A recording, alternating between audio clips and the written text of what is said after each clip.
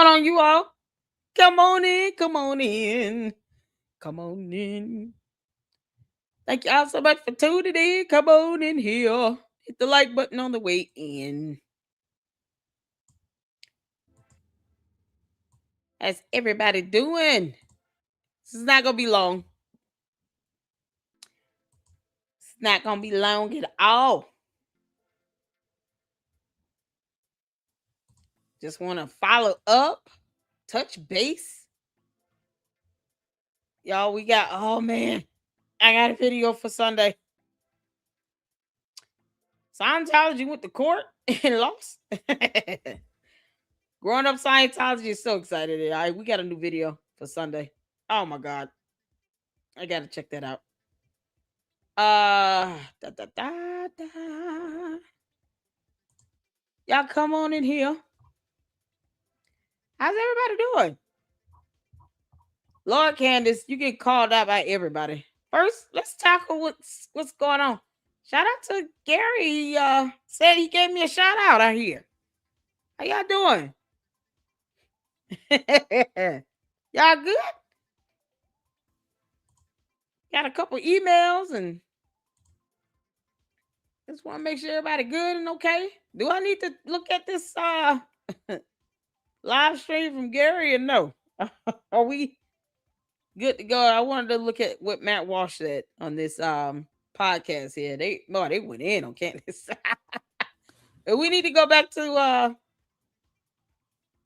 Gary. Give me a timestamp. Try to figure out what's happening. I want you all to be okay. You understand?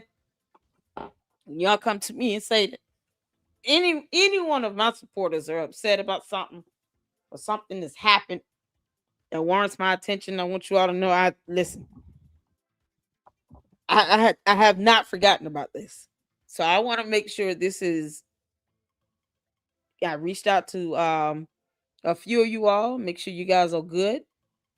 And if it's something I need to discuss or clarify or rectify, you all know I will. You know I'll do it. Let's get some comments in. Dan, how you doing? Melinda, what's happening? You good? Y'all tell me if you good or not. Don't lie to me. Tell me the truth. Oh, Cheryl said I'm not late for once. If you don't want to tell me in the chat, it's good. It's okay. Just email it to me. But I just want confirmation that you all are okay. If not, let me know what's happening and what I need to do to clear some things up. If I need to email somebody, what's happening here? Mama Sage, how you doing? Y'all hit that like button in here. Yes, Aaron not guilty. And yes, he and Jenna are back together. That's what he's bragging about. Y'all, I got the video. That's what we gonna check that out for Scientology Sunday as well. They took him to court. You can't make this up. Scientology lost like hell. It goes to show that they don't control all the courts. Thank God. Because, we shouldn't be letting a cult take over our country. Can't make this up. We have tanks in the military. Jeez. Oh, that's good news. Hey, Wyoming guy, how you doing? You good to go? How you doing? Shout out to my mods, you all. Cheryl up in here. Wyoming gal. Shout out to you all my mods up in here. No, we're good. You sure? Let me know now. Or email me if you're not comfortable saying anything in the chat. I'm not forcing you. I just want to know. I want confirmation. I want confirmation from all of you to make sure you all are good. I don't know what happened. I haven't even seen the live. I heard I got a shout out. I would love to know the timestamp of that shout out. And I still would like to go over there and go and co-host a show with Gary. I just want to make sure everybody's good to go. Gary mentioned he would like to host you on his show sometime. Yeah. I sure would. As long as all my people good, we're good to go. I would not have a problem. But the Luxes, as long as the Luxes are good. What's going on, Juju? How you doing? Y'all, we got to check out this video where these podcasters go in. And you know what I love about this particular video? I've seen it, but it's just so good. I've only seen it once because I was like, "Oh, I'm gonna save this for you all." It's because I get a lot of comments, especially from the dumbass bots and the candy ass cult members, that I'm black and I shouldn't say anything about Candace because I'm black and she's black, and that's it. Child, if they only knew. These are bots and cult members with this hive mentality. Candace goes out on a mean girl spree and bullies Erika Kirk, a grieving widow. The Bible says, the Holy Bible, she professes to read and uphold as an alleged Christian. Yeah, the Bible says to leave widows alone. And guess what she does? The complete opposite of that. That rebelliousness is going to get her the penalty of a lifetime from God himself. Because one thing you should not be is disobedient to the word of God if you claim to be a Christian, right? Which is why you all have not seen me react to her episodes. I'm not reacting to that, Bride of Charlie that she stole me as Bride of Chucky, because Candace is still the Bride of Chucky. I'm not reacting to those episodes. I'm not doing it. We did it the first night, Milk Bar TV, and I shout out to him. And I was like, I can't do this because I have some level of conviction with me. Spiritually as a Christian, biblically what she's doing is wrong. And I can't do it. I can't partake in it. I just, no. I'll watch other people go off on her about it. But Candace, you dumb demon. And I say this for free or however, because I could care less what you think I'm earning. Your cult members still want me to get $7,000, and I don't know why they just won't give me the money because, clowns. But you're a dumb demon. I'm not engaging in your wickedness that you choose to partake in. In the midst of you seeing deceased people in your sleep and your visions and all this stuff, summoning up the dead, all that witchcraft and demonic nonsense, you can keep that to yourself. I'm not going to allow the LLC to engage in that. I'm not doing it. So I'll watch a, what should, I mean, it would be great if someone just did kind of like a summary video and kind of made it entertaining to summarize, her episodes without us having to sit here and watch it. That way we can get the gist of something that needs to be debunked and go from there. But no, I'm not watching her just attack a widow. And the Bible said, leave them alone. Are you kidding me?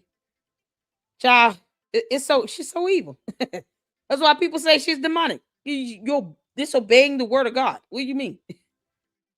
So, Honey Bun, Empress, how you doing, honey? What's going on? Everybody speak to everybody. I appreciate you all for tuning in. Hit the like button. S-Files back up in here. Need you. What's going on? Candace should be the one who's scared. She should be held, okay? If nothing else, fear God. Because Candace, you got it coming. I'm telling you right now. I haven't missed, girl. And I know you listening, Heifer. Candace, you got it coming from God himself. You've got so many signs and so many people telling you to leave this widow alone and follow the Bible on this. And you choose to be rebellious. You got it coming. And that's going to be between you and God on how hard that happens. We'll just be here watching. Chabu. To the cult members, you all want your cult leader to be a show? Oh, she's going to become a spectacle, all right. God knows how to get you far better than we can. That's why Erika just need to sue her and sleep peacefully, child. Can't make this up. What's going on? Say, how you doing, honey? I just want to make sure I got everybody. Absolutely love your left. Oh, thank you, Leslie. How you doing? Y'all, it was a whole thing. Aaron demanded a jury trial for accidentally throwing cornmeal chalk on an OSA member. I'm surprised the judge didn't look at that and say, why y'all here? Why you here? What's going on? So they wanted to take him to court because he accidentally threw cornmeal chalk on an OSA member. You can't make this up. We're going to check out that video, son. He did a whole video. It's so adorable. I saw him The thumbnail is like him, like, yay! We're gonna watch that on Sunday, y'all, for Scientology Sunday. That's gonna be something else. I'm gonna do the thumbnail on that tonight. It's hilarious. I just saw the thumbnail in the title and I was like, they lost. Oh my God, what are they doing? Y'all good? Y'all ready? Oh man, that damn yeast. Don't stop. Hey, again, y'all. What's going on, y'all? Y'all saw the yeasty shoe. Candace. You can keep our yeasty ass. Can't make this up. Melinda said, you would be proud of me. I let Wolfie know about the yeasty and her landlord's lawsuit, and he posted it. Oh! Awesome. I am Melinda. I have not checked X, but I did read my emails. Starboy. What's going on, M. Burke? What's happening? Wolfie on X has been posting a bunch of her stuff. Good.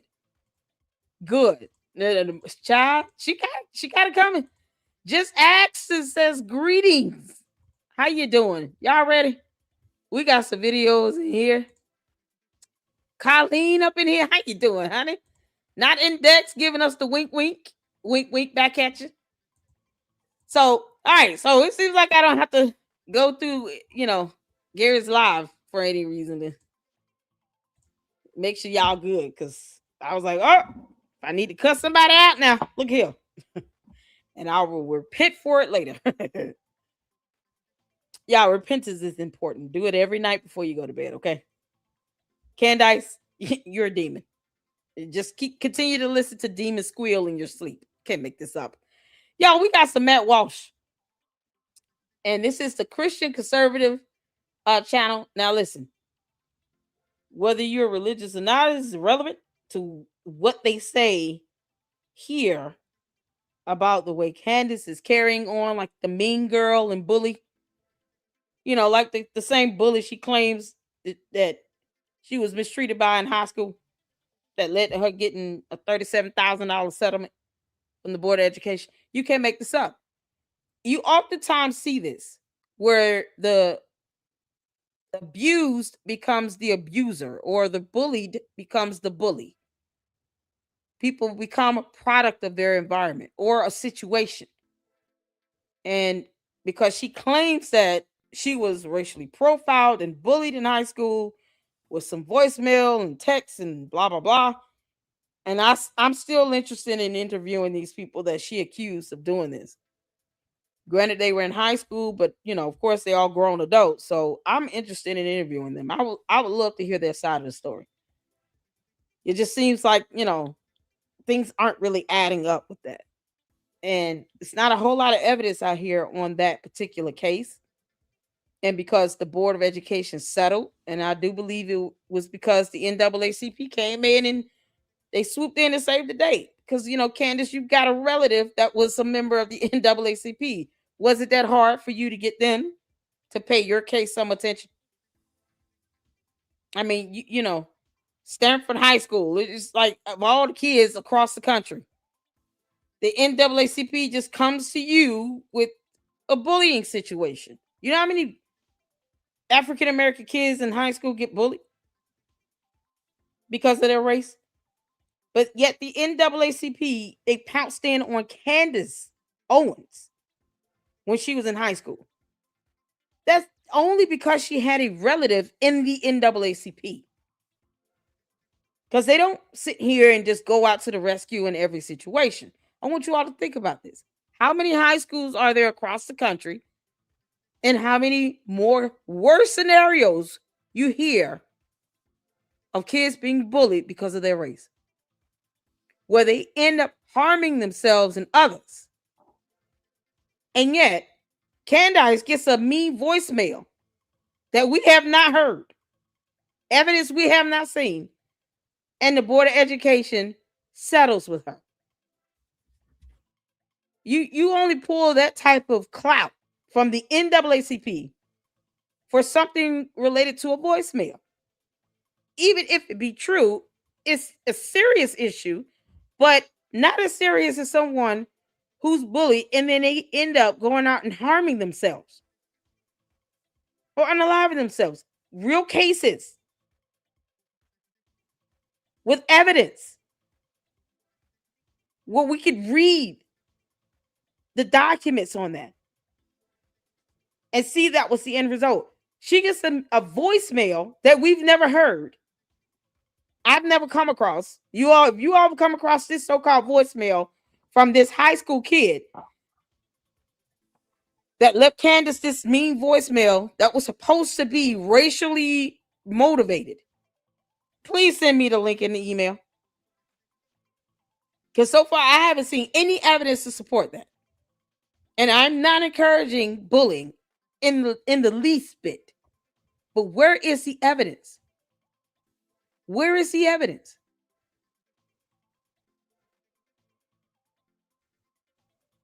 You know, I don't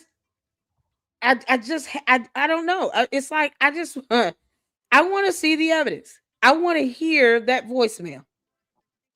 Because we all know that Candace has the propensity to lie and lie egregiously, like lie to where it's disturbing, and have millions of people believe her lie. She does not always believe it, but she has the ability to have millions of people believe her lie.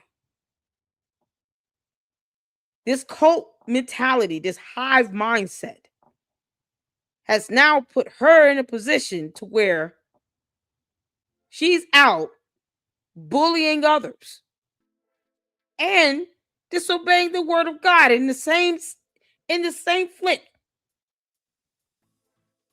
And yet we can't prove that someone left her a racially motivated voicemail message in high school, but because her relative was a member of the NAACP, they ran up there to Stanford High School to address this voicemail issue. But where are they when you have cases of African American kids unaliving themselves because of bullying? Where are they at then?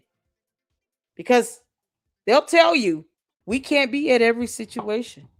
We can't get to every high school. We can't address every concern and every complaint.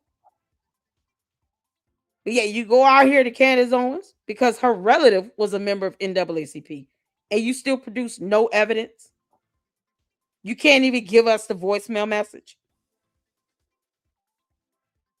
How do we know she didn't make that up? Yeah, I said it. And she is the type of person that will go that far.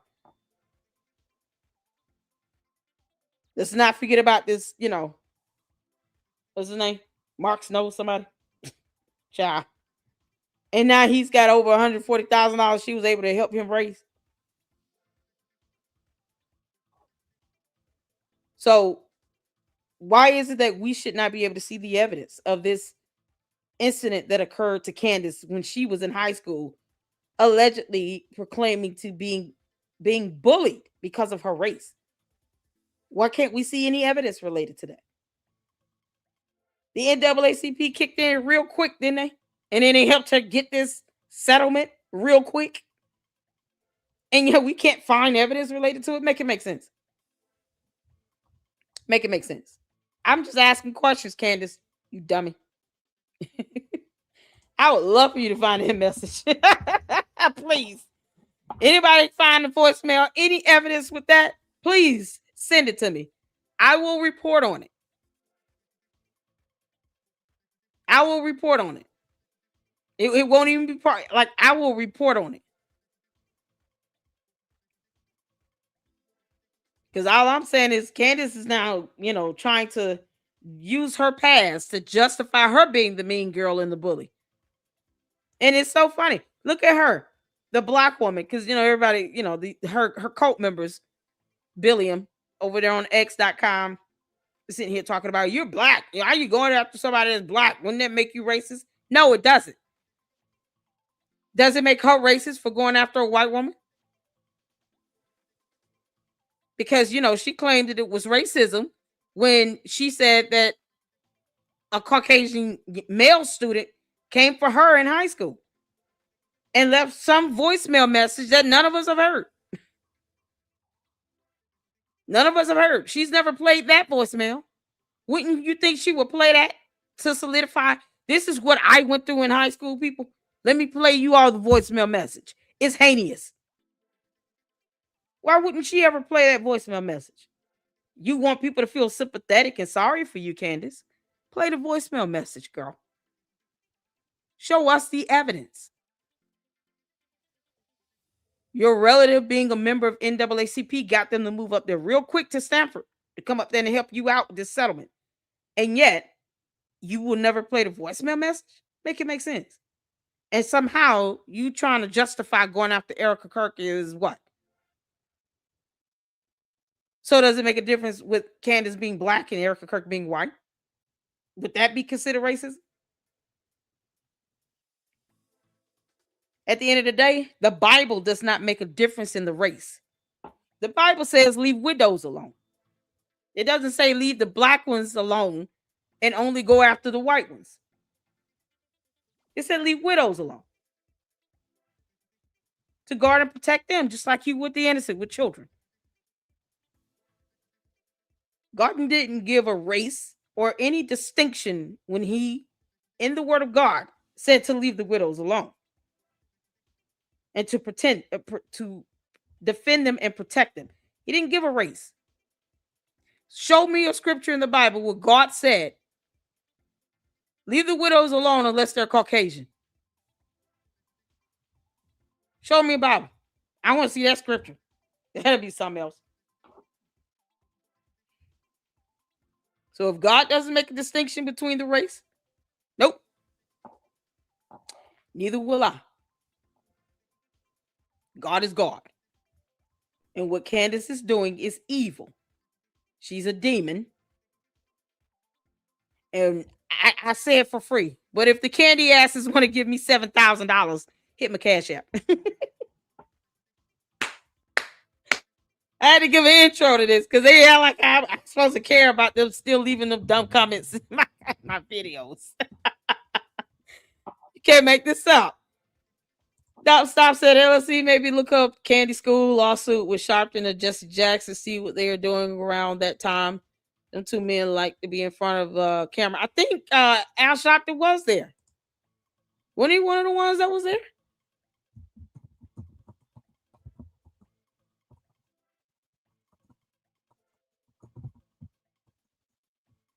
I think he was there. I mean, he was in NAACP, right?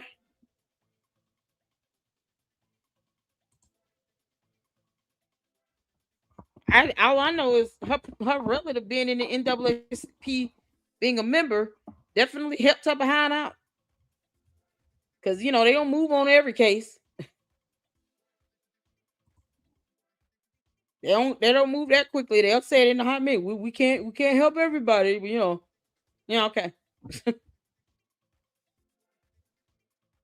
But when I checked last time I checked, I'm looking for that voicemail message. I don't know why we can't find that voicemail message, or evidence. She just said that she was being harassed and intimidated by young men and their friends who are white. And yet she goes after Erika Kirk, who's also white, and makes it a point to say, her blonde hair, blue eyed, you it's like a race whistle. Why are you even mentioning that? We know how she looked. Candace, she's pretty. And you hate it.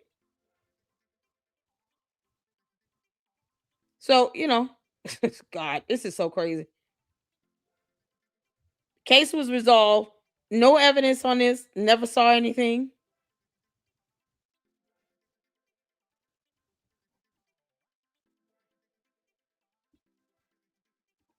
Makes no sense.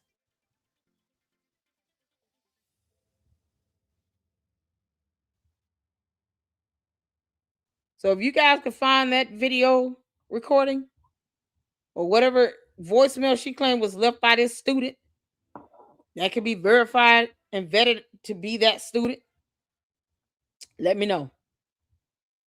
I find it just odd that she flips it around and now she's become the bully. Child, please. Candace, that content you doing is not worth you sitting here violating every scripture in the Bible about widows. It's not worth it. It's not worth it, y'all. Child, know. And I certainly won't be watching it. Child. No, then if you can tag me in that, Melinda. Okay. All right, y'all. Let's get started on this. Shout out to Matt Walsh. And the podcasters. There is no voicemail to be found. Not index C. There you go. I haven't seen it either. Some people may have the ability to find things that I can't come across. But if anybody comes across the voicemail message that was allegedly left by these high school kids against Candace Owens, where she got this huge settlement out of nowhere, because reasons, please email it to me. Then I can vet it and try to get an interview with these alleged students that she claims bullied her and racially, discriminated against her in high school. Because this just smells like a lot from the pit of hell. But I'm willing to definitely vet and try to find these students and give them an interview. I think it's time for them to tell their story. Because what Candace is doing is the reverse of that. And she's targeting somebody because they're a widow and she didn't get Charlie Kirk. I mean, it's disgusting. And yet we can't call it demonic because she's violating the Bible. Yeah, no, it's demonic. Yeah, it's so crazy. Y'all, let's get to it. I don't want to hold you all too long. Thank y'all so much for tuning in and hit that like button. We have up first Matt Walsh. And these two young ladies are not for play. Make sure you guys go check out this video as well. I don't know if I put the link in the chat, but let me drop it in here. And I'll make sure the caption's on. And let's get to it. Put a 1 in the chat where you can see it here. I admit that I have a certain advantage when it comes to assessing Erika's actions and motives. I've spoken to her multiple times since Charlie died. You don't need to know her or speak to her to understand that the accusations and insinuations against her are utterly without merit. You don't need to know her or speak to her to understand that there is no legitimate reason, no evidence to justify treating her with anything but compassion and sympathy. You don't need to know her or speak to her to understand. You all right? Email me. Let me know you're okay. You doing okay? You say you haven't found. Now, no reply. Listen. If he's saying it's not there, I believe it. But if you do come across anything, of course, by all means, let me know. Email me. I want to make sure you're good. We make sure the Luxes are good here in the LLC. I care about all of my supporters here and my mods, especially my mods. I don't let people come from my mods. Yeah, you get content creators that actually understand why they should appreciate their mods. I love the crap out of my mods. Thank you all so much for all that you do. I appreciate you all and your support. Holding it down. All right, let's get back to it. Had to check on you, no reply. Stand the biblical mandate to be kind to widows. But if you did speak to her, you would see, as I have clear as day, that this woman is completely devastated, broken into 1,000 pieces by this tragedy. She is shattered. She is crushed. And now, already grief-stricken and gutted, she must deal with public scorn, mockery, and defamation unlike anything I've ever seen in my life. Me either. Much less experienced myself. I know, right? If you're worried that she isn't sad enough, fear not. I can report she's sad. She is very, very sad. You know what's so, I don't mean to pause it so early. What's so disturbing in all of this is that no matter what you say, Candace and the candy ass cult members will not care. They will take this and make a mockery of it because they're demonic. Never mind what scripture says, because they always talk about Christ as king, but they don't read the Bible because Candace doesn't read the Bible at all. And she thinks that she is equal to God, and that cult-like mentality is going to be her downfall. People are out here sending death threats because they support Candace Amber Owens, Rosie Farmer, whatever her name is. Rose. Owens farmer. And she has no consciousness of any of it. She doesn't care. So it doesn't matter what you say. They're not going to be accepting of it. It's not good enough for them. So why say anything to try to please them or appease them? I don't. That's why I don't. I laugh at the cult members. Candace steals my quips, my jokes, and doesn't care. But it goes to show, it's so funny. She watches my show, and yet she could care less about her cult. She's not going to ever pull up a scripture to try to validate any of this crap she's doing with Erika Kirk, because she's still going after a widow. And the Bible is clear on it. Several scriptures in the Bible that says, don't do it. I've even pulled up a few. She doesn't care. So if they don't care about what the word of God says, they certainly don't care about what a mere mortal says. Just so we're all clear on that. That's why I don't say anything to appease these people. For what? They're a dumb cult. Hey, I sleep peacefully at night. I laugh at them too. But this demonic nonsense they're doing here, it's the epitome of evil. And the most offense they have is someone calling her a demon. Not the fact that she's violating the word of God. No, the fact that you're calling her a demon is what they're offended by. Like we care. We don't care. We don't care how cult members feel. Not here in the LLC.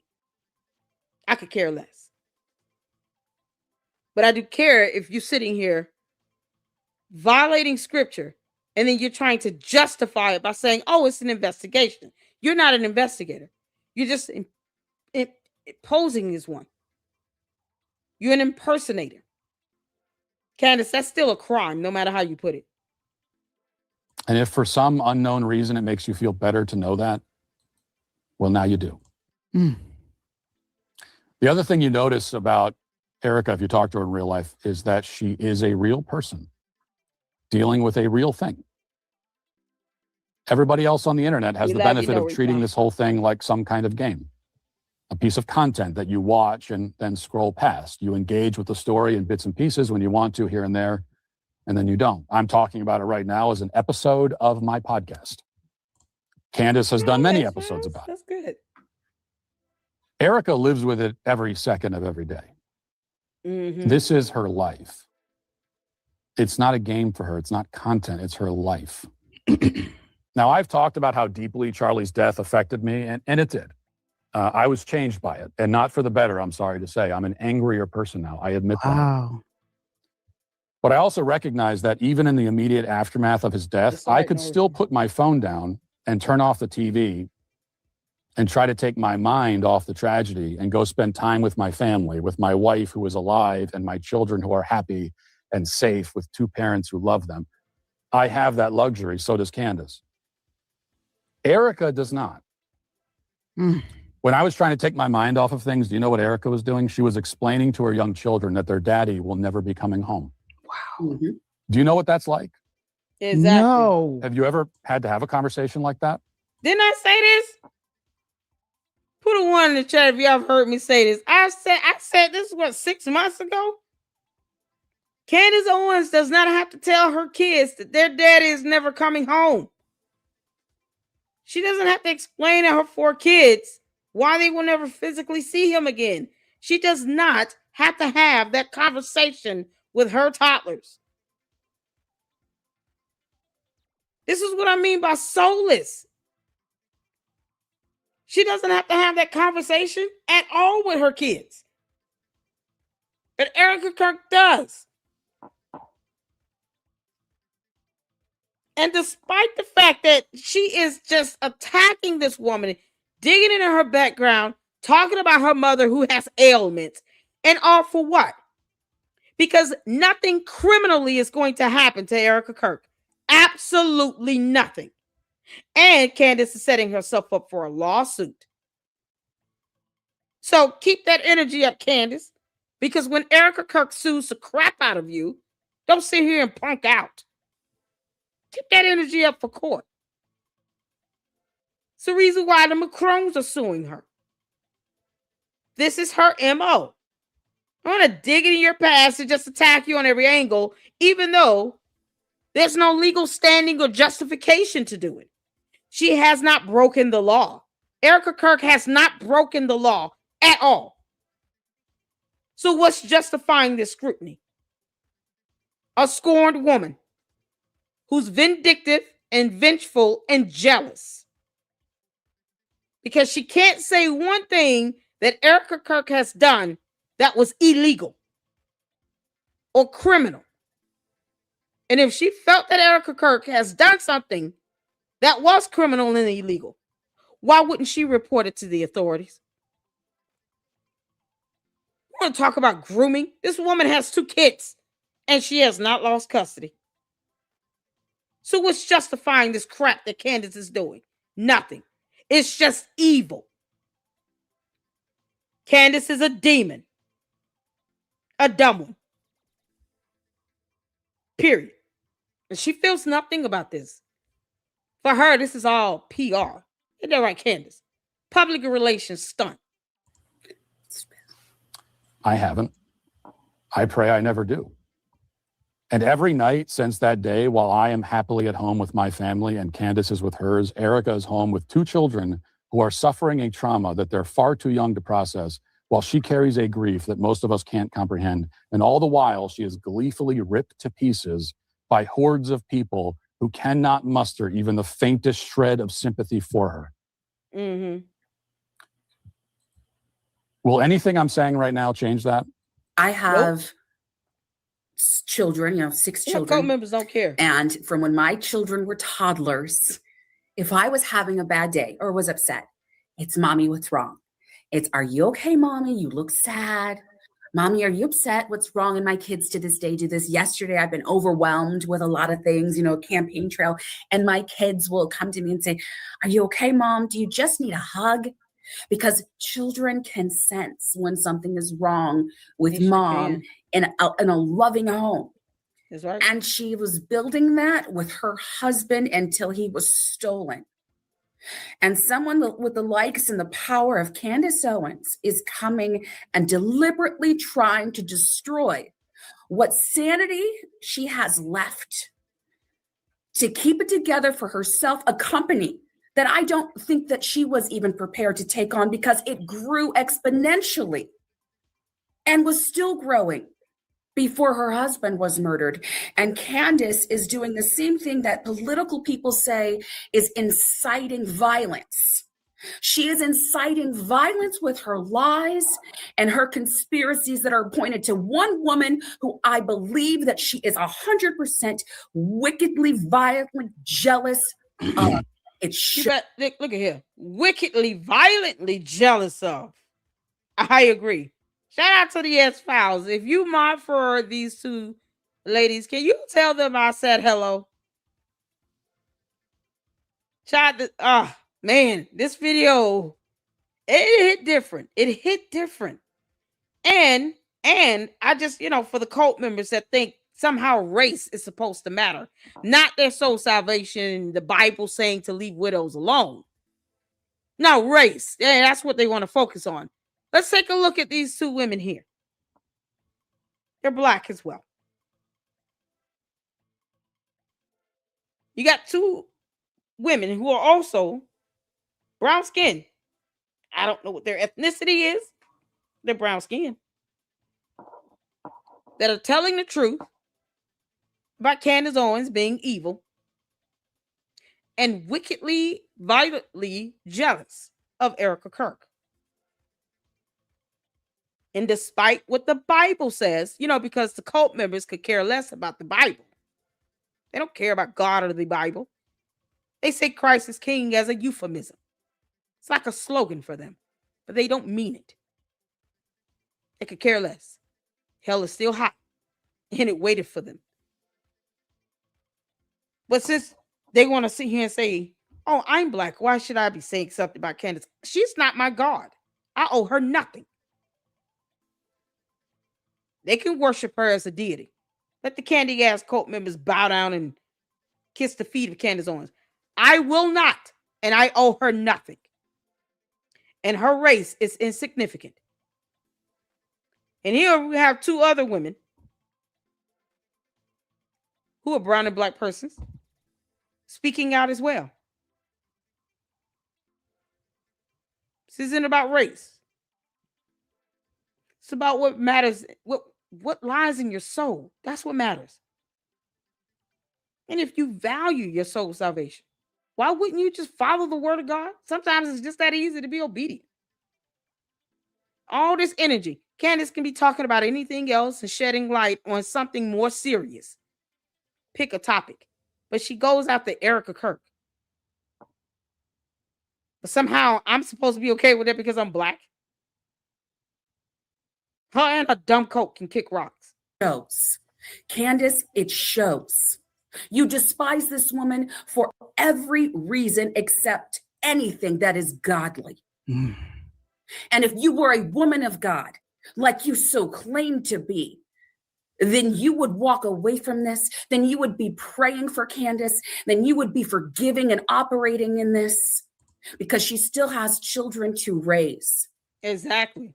I don't Let her raise her know kids. how we stop this, but thank you, Matt Walsh. I want to say thank you on behalf of moms like us, conservatives like us, families, for those who have been watching this. Thank you for saying the same thing that needed to be said and for breaking it down in such a way that everyone, including Candace Owens followers, should be paying attention to and saying, you're right. We've gone too far. Yeah. And at this point, they seem to be okay going further. And it's not okay. Again, it was very hard. It's hard to watch. I'm glad we watched it. I'm glad we played it. I'm glad our audience is here. Our viewers understand. We've followed that, but enough's enough. And I'm going to continue to pray for her. I continue to pray for everybody, for both, and the children involved in this. It always, for me, it has a lot to do with the kids that are going to be affected and not just the widows, which we are commanded by God's word to take care of. Right. I also want to add simple. this The little tidbit. Bible Erika says, is, take care of the widows. as you're going to see, exceedingly uncomfortable discussing Charlie's final day. Fox News had to use a lot of cuts.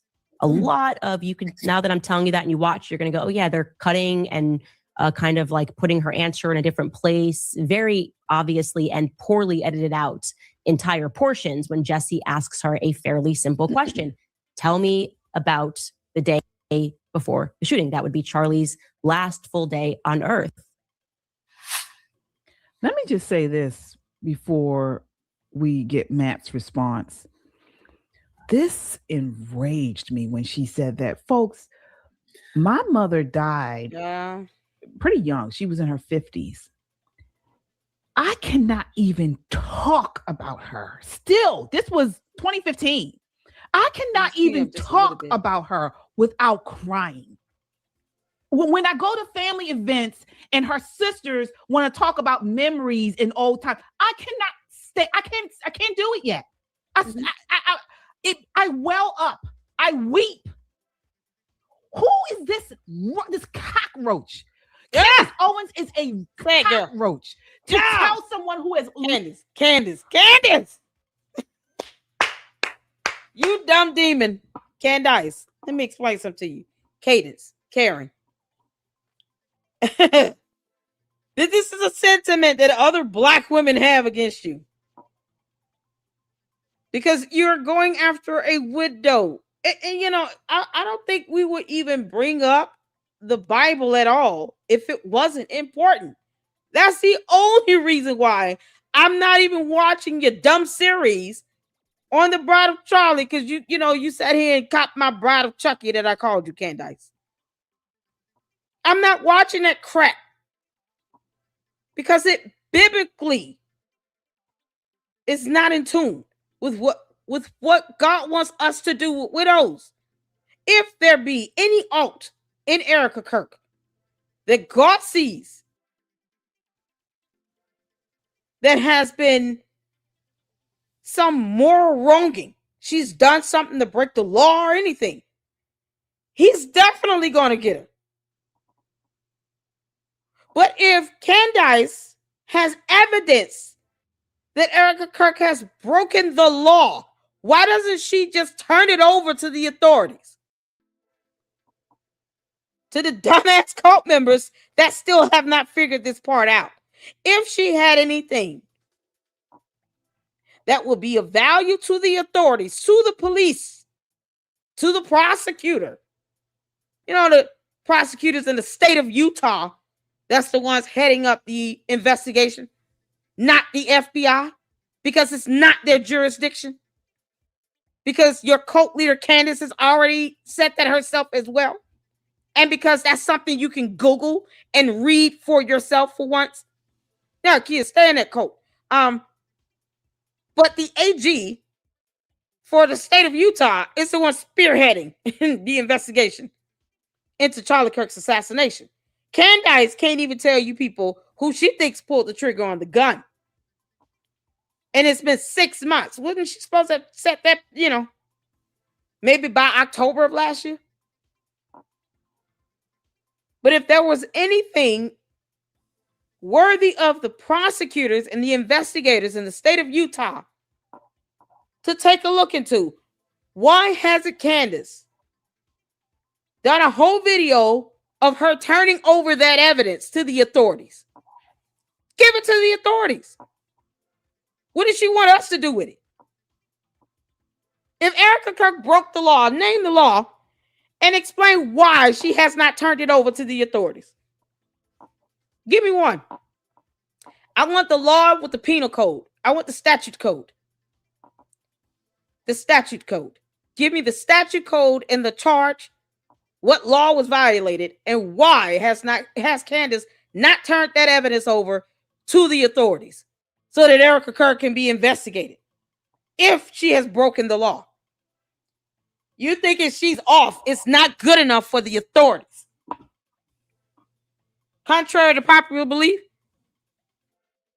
we would rather not have Americans just go to jail for no damn reason, simply because Candace has a funny feeling and she's jealous. We don't care. I mean, if that be the case, when I say that we want Candace to go to jail because we don't like her ass and she's being demonic, should she go to jail for that? Is that a criminal charge? You can't make this up. It's a hypocrisy for me. It's the hypocrisy for me. So if she has done something wrong, why hasn't Candace given that information to the authorities? Child, please, you think like I care. And false reporting is going to get you kicked off of YouTube as well. These morons. Can we get rid of this? Sponsor giving a bad review. Who is the sponsor? Stupid bots. They so dumb. Can't make this up.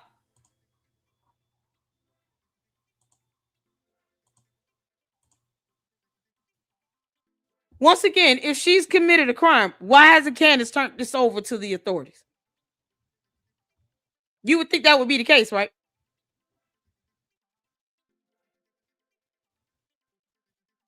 Because the candy asses can't answer that at all. You know, it takes some level of intellect for them to answer as to why their cult leader have not turned over any evidence to any authorities if Erika Kirk committed a crime. They're just going on her feeling. They're not smart enough to know that all of this is over Candace's personal feeling and vendetta against Erika Kirk. And since they want to talk about race, Candace being black and Erika Kirk being white, for some reason, they want that to be a problem. But yet, they can't ask her. They can't go to their own cult leader and say, why haven't you reported her to the authorities? You know, with all your so-called evidence. Go ahead and do it. I dare you. Come on, Candace. Tell us when you're going to go to the authorities and live stream it, so we can see you give evidence over to the authorities on Erika Kirk that you think you have. Go ahead. Why hide that? Why hide it? Just turn it over. You started off a whole episode saying she should be in jail. Based on what charge?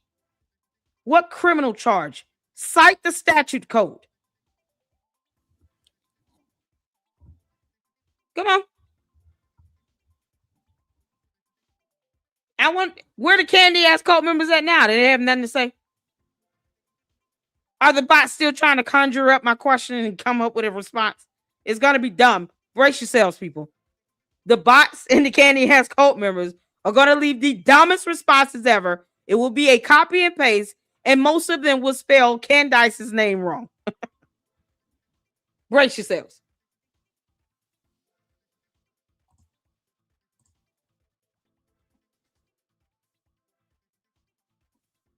So I'm just saying, if they want to sit here and talk about why not, well, why not submit evidence? Now you know what they do. The dumb stuff that this Jim Smith person, whoever this is, keep this dumb bot keep trying to do. Because they're a cult. They don't want you. Oh, don't talk about our cult leader. As if freedom of speech and expression goes one way. You can't make this up. We have freedom of the press, freedom of speech and expression.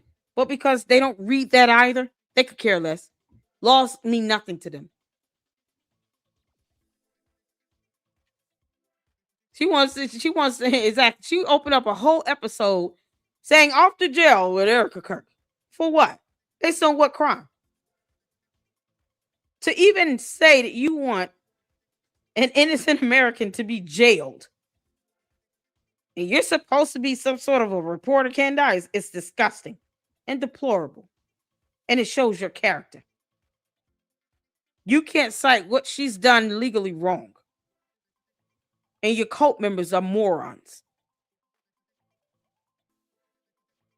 I don't expect them to read the First Amendment.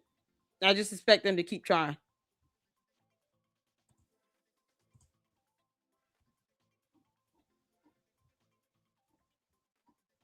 So you can't make this up. Keep trying. Keep trying. Lost a loved one, how they are to mourn them. That was probably the most disgusting thing I have ever heard. No, I agree. It's disgusting. It's vile. Yep. And again, we've talked about this on the show that it makes me question whether Candace is actually or has actually ever grieved for her supposed best friend. Because if that were the case and Charlie Kirk was her best friend and she cares about him more than anyone, then she shouldn't be able to talk about the day before he was assassinated. She shouldn't be able to talk about it without getting choked up and being in tears. I can't imagine having the wife and say, I need you to behave and respond a certain way. This hasn't even been a year, ladies and gentlemen. She was doing these clips and making these videos within a month, a week, 2 weeks later. She has no care. It is vicious, vindictive, vile. And again, it's egregious to go after the day before. Tell me about the last days, because what does that do? It invokes the last time you saw him, the last time you smiled, the last time you thought everything was okay. Tell me about the last time you thought everything was okay, and then everything was destroyed within 24 hours. What? How do you respond to that? My mind would check out too. It's no word. There are no words to this woman's how low she will go. Yep. She is so low. And it's all motivated by money. She's getting millions and millions of views, pushing this nonsense. What do you call it? Bullying a widow. And people just eating it up. And they are, But not Matt Walsh. Take a look what he said here. Is uncomfortable describing the last day that her husband was alive on this planet. I think I would be too in her shoes. I'll just block up the ones. It's one that keeps creating new channels and stuff, like this one. They gonna sit here and do all that nonsense, y'all. Please, I could care less how they feel at all. They spam in the chat with that nonsense.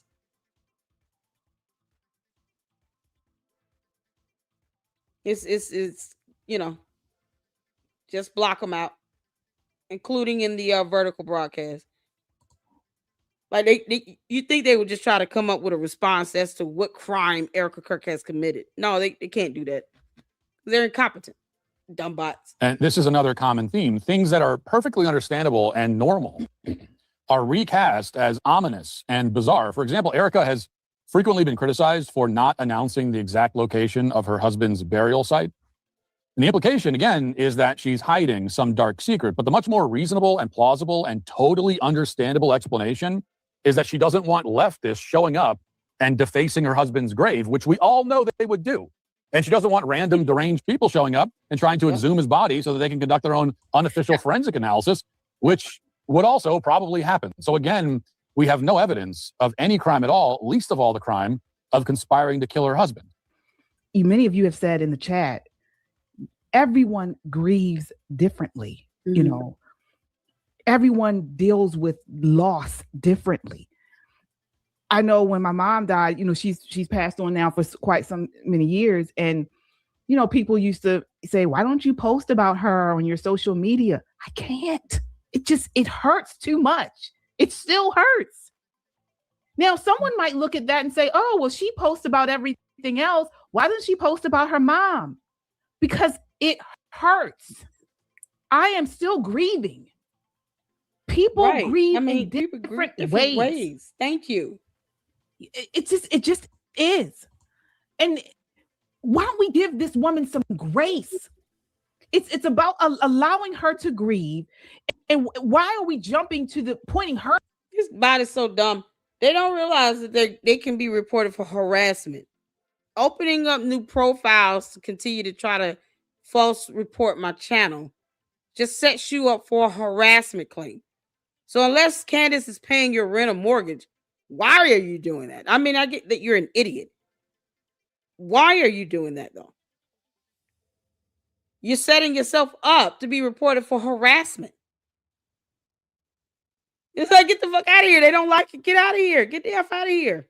Kick rocks. There are other channels you can sit here and be mad at. And then, you know, it's one thing to ask a question. Whether Erika, and then I'm not saying this to cuss you out, Rennie. I'm not saying this to cuss you out, go off. But my whole issue is that Candace wanted her to be jailed. Whether you think she's off or not is irrelevant to her being jailed. That implies that a criminal act has occurred. If there is anything going on when it comes to a crime committed, all I'm asking is to cite the statute code that was violated and produce the evidence. And then ask Candace, why won't she turn that over to the authorities? Her being weird is not illegal.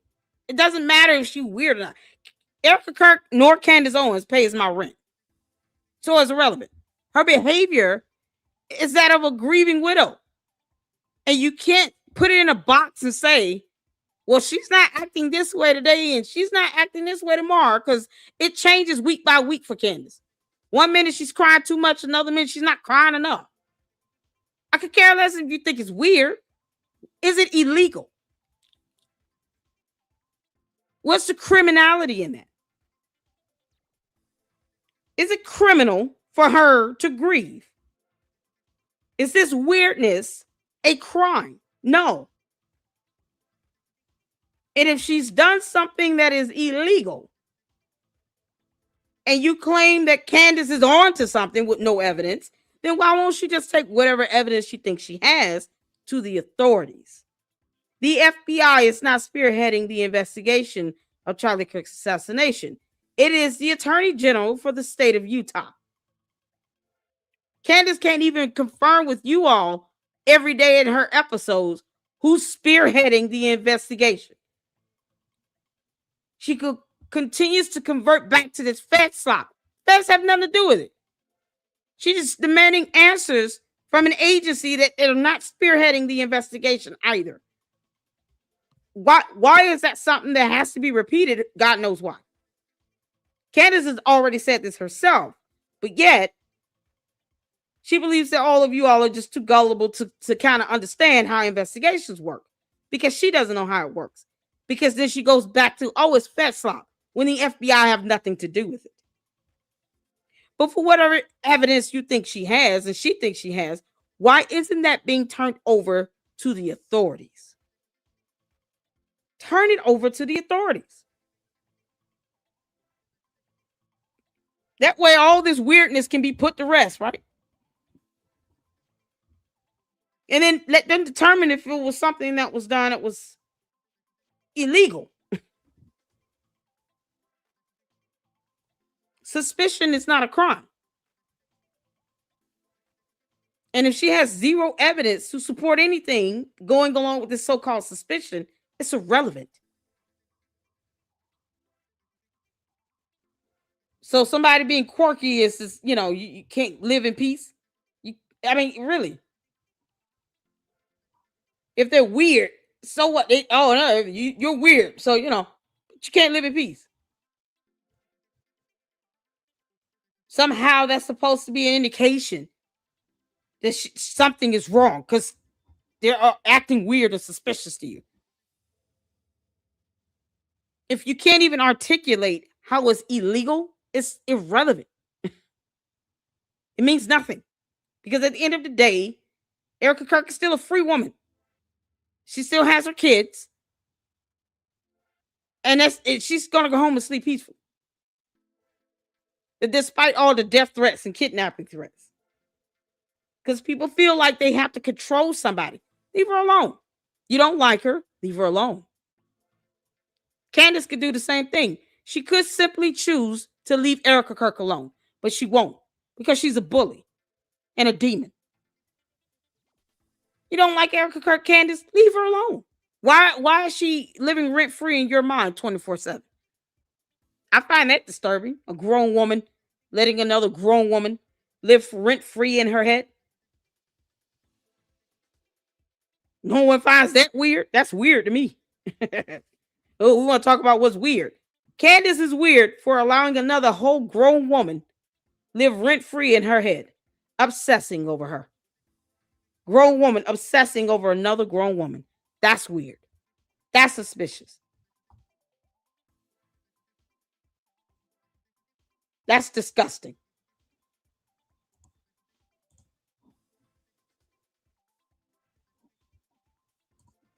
The candy ass cult members are a reflection of the dumb cult leader. Because as opposed to them thinking, I can't control anything someone says. Let me just go away and go to another channel. No. These are the bots you paid for, Candace, where they still can't spell. You would think they would not have long ass profile names. As the person behind this, when all other evidence points otherwise. It makes no sense. The only thing that makes sense, and I've dealt with people like Candace Owens before, she's miserable. Candace Owens is not a happy person. She's miserable. And people like her, they thrive off of making other people as or at least trying to make other people as miserable as them. She's not happy at home. She's not happy with her career. She's led by jealousy and envy. Okay. Mm-hmm. And so this is why she is doing what she's doing. Right. Folks, we have to pray for Erika Kirk. Pray for her family, pray for her loved ones, and just ask God to form a hedge of protection around her. Because that's really the only thing that's going to help in this situation.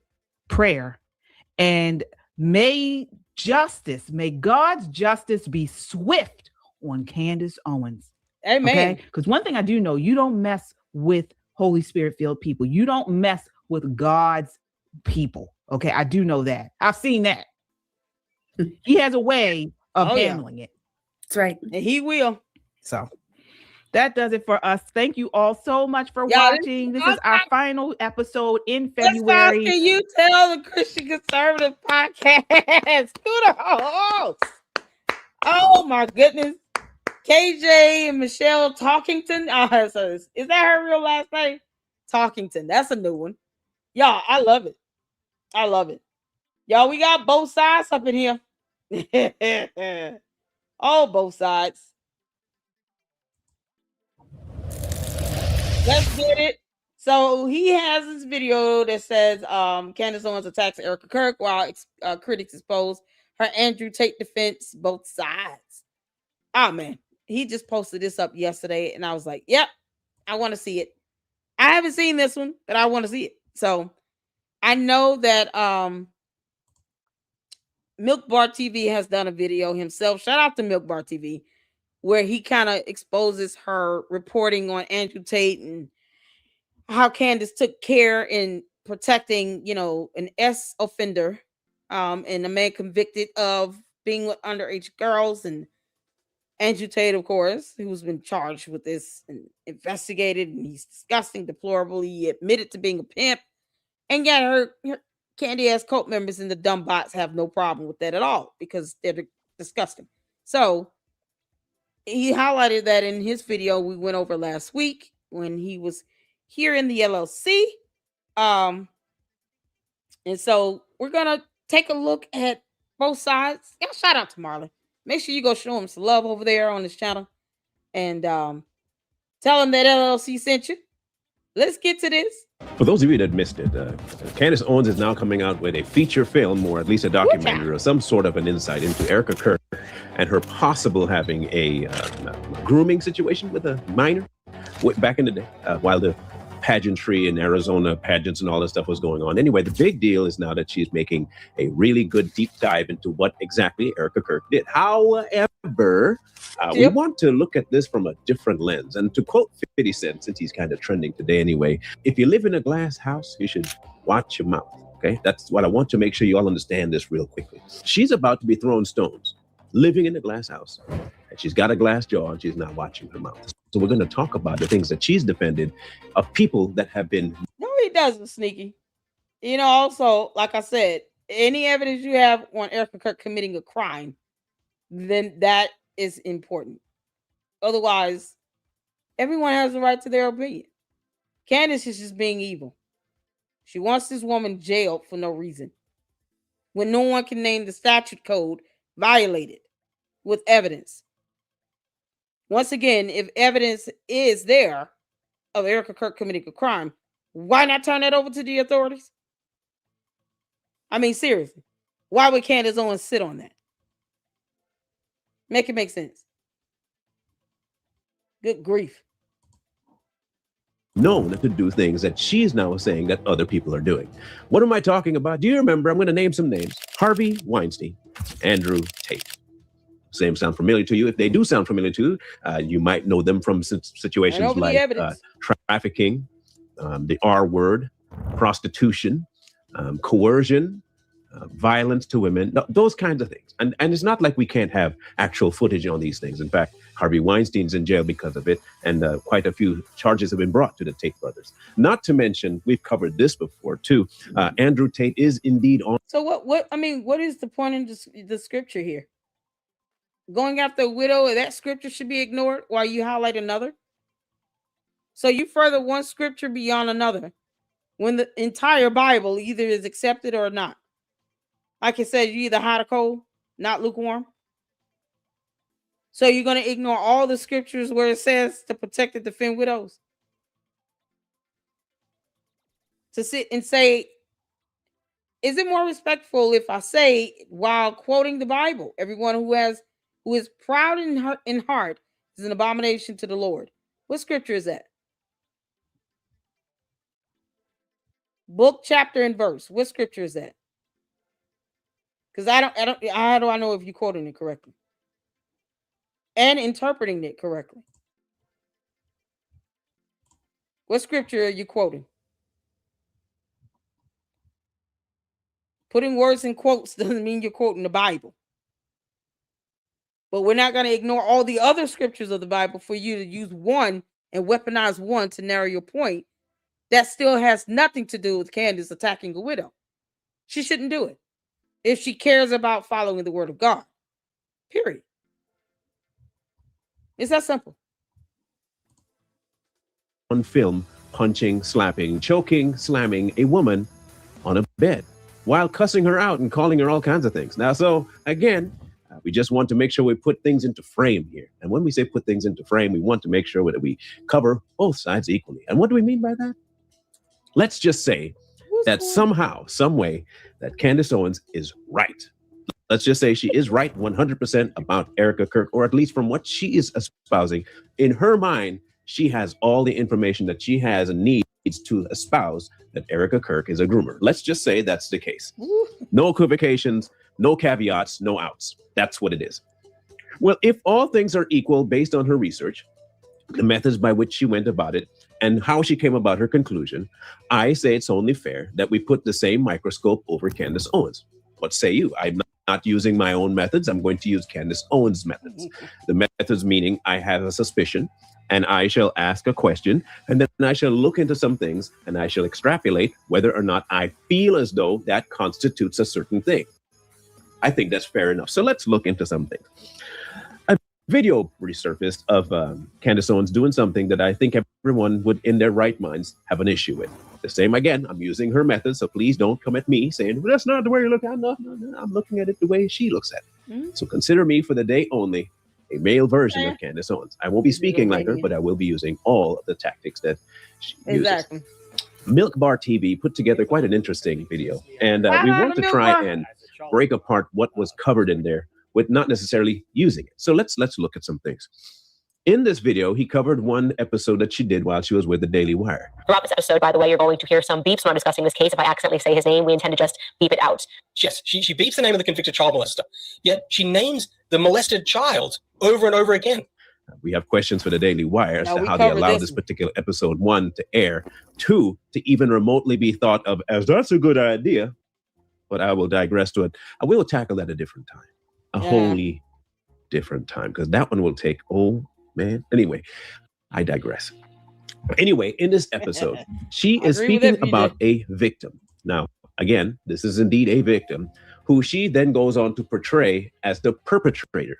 The entire episode was dedicated to attacking and discrediting this girl who was a minor when she was involved with this convicted child molester and with these other grown men. The victim, in this case, was a minor female, and she went on to portray the minor female as the perpetrator against five men, as she calls. Y'all, look at this. These are the men that Candace wants to defend. You can't make this up. Candace, would you leave your daughter around these men alone without you or George? You know, because Boys Club is still in the closet.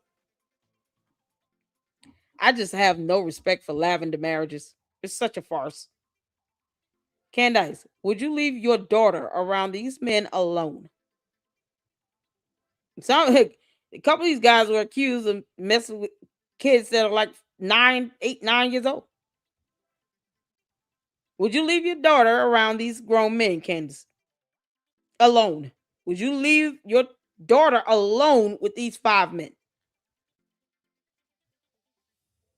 This is the question that she doesn't think about at all when she's sitting here defending these people.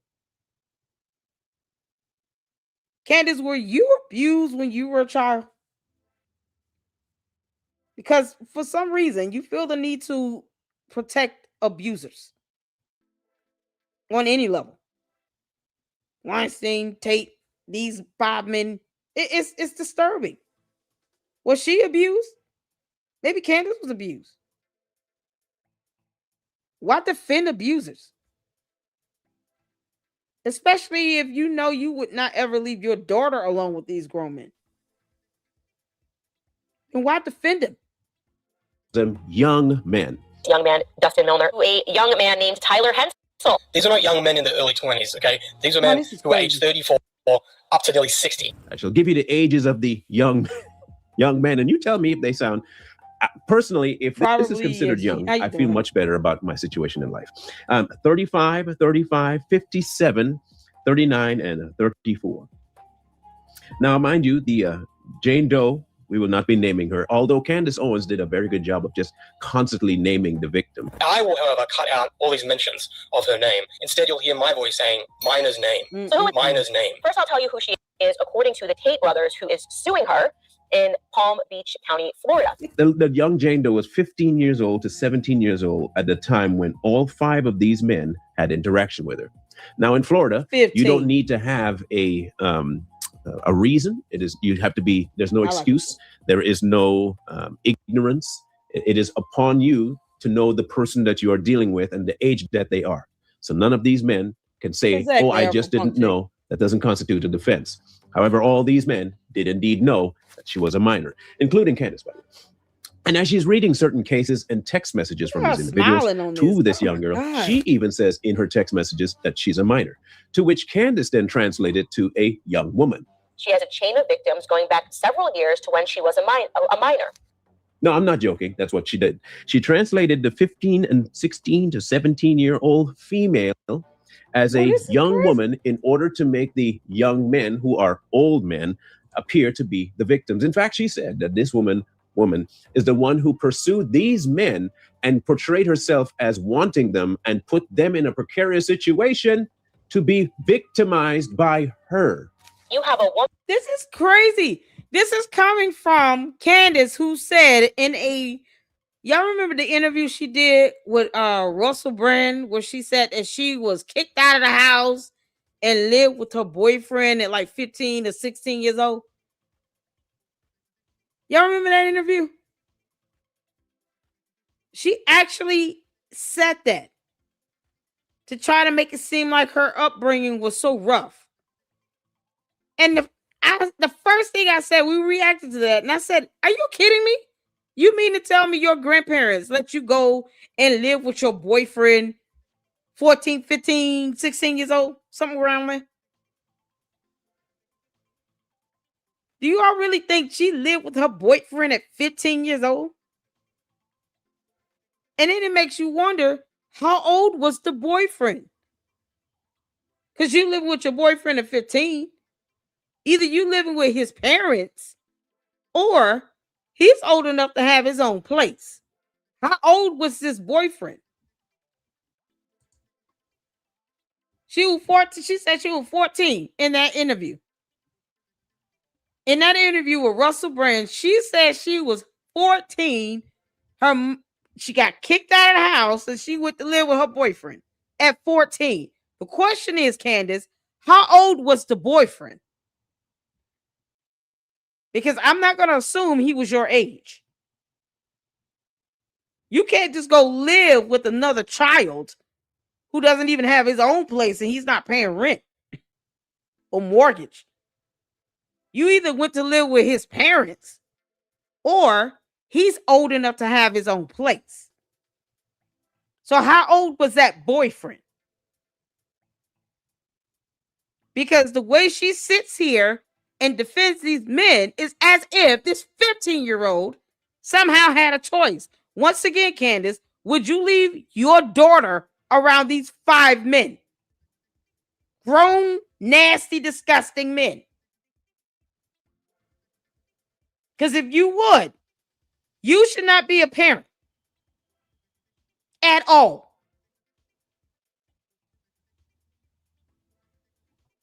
So how old was the boyfriend she was living with? She didn't say she went to live with a boyfriend. She said that to Russell Brand. Yeah, his name Russell Brand, right? Russell Brand, what? Russell something. On his show, in an interview. She was wearing a black jacket with a black shirt. And she said that. How old was the boyfriend, Candace? You say you were 14, put out the house, and went to go live because your house was so tumultuous and all this stuff. And, you know, it was 3 of you all at least. You had 2 sisters. Why did you go live with your boyfriend when you were 14 years old? You can't make this up. Who would let their 14-year-old go live with their boyfriend? How old was the boyfriend? Russell Brand show. There you go. Russell Brand. Thank you all. So now you all understand why she's sitting here making it seem as if this 15-year-old can make a choice with 5 grown men, because she out here proclaiming in an interview, whether she's lying or not. Why say that? That's very, sick-minded. It's demented a little bit to sit here and to say, I wouldn't live with my boyfriend at 14. What do you mean? What type of attention are you trying to garner? What type of sympathy are you looking for when you say stuff like that? And you're undermining your parents and your grandparents. You said your grandparents took care of you. I don't perceive your grandfather having been the type of man that would have let you go live with your boyfriend at 14 years old. Are you crazy? And she said that her grandfather was the most important person in her life. Grandfather would not have allowed her to do that. So either she lied, or we need to be finding out how old his boyfriend was, because it will help us understand why she thinks that at 15 you can just, make a choice with these 5 grown nasty men. Because Candace, you didn't live with no boyfriend at 14. You either lived with his parents or he was a grown ass man. You can't make this up. Woman who is doing this to men. She has a chain of victims going back several years to when she was a minor. Now, when we first heard her use the words and she was using and the defense that she was giving, we were baffled. Not just partially baffled, we were amazingly baffled that this was even true. I thought I said, this has to be AI. This can't be real. It was real.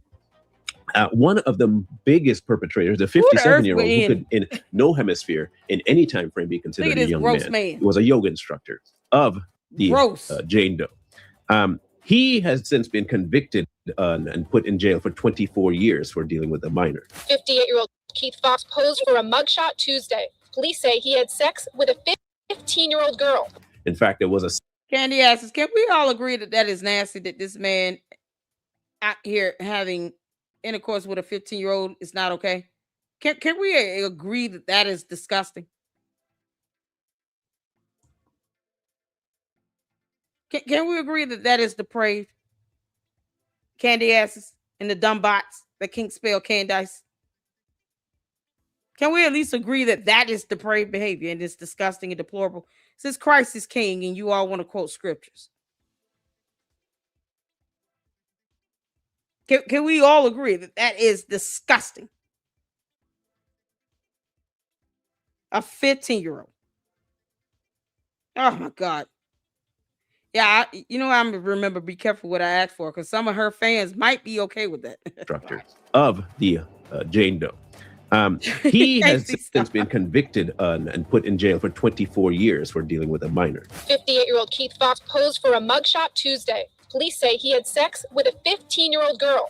In fact, there was a second victim as well in his case. The Jane Doe that Miss Owens is speaking about is not the only one. However, the Jane Doe she's talking about is still the perpetrator of the man that is now in jail for 24 years for assaulting minors, which is kind of wild. But again, it's par for the course, because if you remember, Miss Owens also defends, again, Harvey Weinstein and Brandon Tate. Why does she keep defending these people? We have not Brandon Tate, Andrew Tate. I don't want to throw Mr. Tatum in the wrong hemisphere. I do apologize, brother. Brother, don't get mad at me. I apologize, brother. Y'all have similar last names, and it's early in the morning. Andrew Tate. Yeah, same last name. Now, the other people, Mr. Dustin Miller, that's another one of the people. Dustin Miller, 35 years old. He died by self-inflicted ending. Okay, so he's no longer here. Mr. Joel Friedman is involved in the case and going on with Mr. Tate, and so is Kenneth Fisher, 34. And we are waiting to get information on Mr. Tyler Hensel. Now, hear me out. All of these men, all of them were not mine. What law has Erika Kirk broken? And then you can give us evidence on that, because Candice said that she should be in jail. We're jailing innocent Americans now. What law has she broken?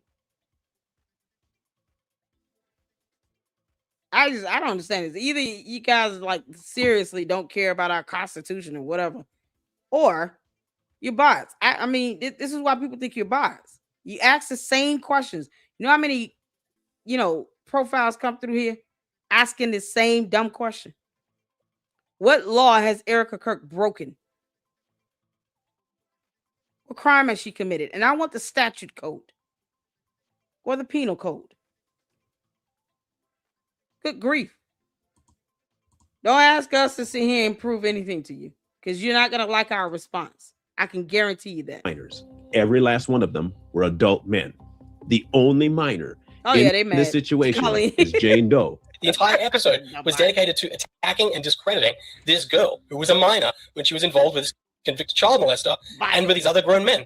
Candace Owens, however, is viewing the Jane Doe as the perpetrator and these men as the victims. In fact, while she was talking about it, she bleeped out Mr. Fox's name because, hear me out, she didn't want to ruin his reputation. The only reason I'm not going to name him is because at the time of the allegations against him, Minor's name was in fact a minor, and that of course is relevant. So we just want to be ethical here. Throughout this episode, by the way, you're going to hear some beeps when I'm discussing this case. If I accidentally say his name, we intend to just beep it out and not expose his name so people can look up the case because, as I said, she was underage at the time. You cannot make this up.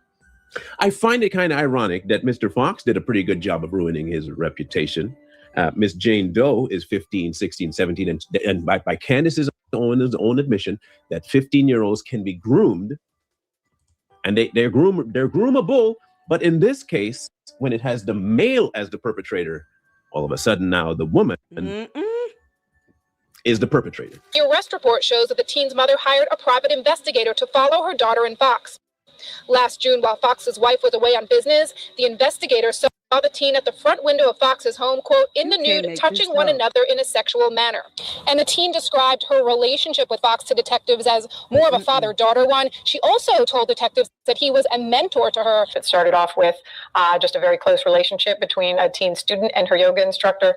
He made a few inappropriate comments. Police say those escalated to several serious allegations against Fox. You see, I find some inconsistencies with Mrs. Owens. I'm going to say Miss Owens and Mrs. Farmer. How about that? If I do address the Mrs. part, I'll call her Mrs. Farmer, and I'll say Miss Owens. I don't know why she doesn't take the lesson. Anyway, Miss Owens has a problem on her hands here. She seems to have a very different criteria for when she's trying to defend an actual perpetrator to when she's trying to demean somebody who doesn't do anything. Minors.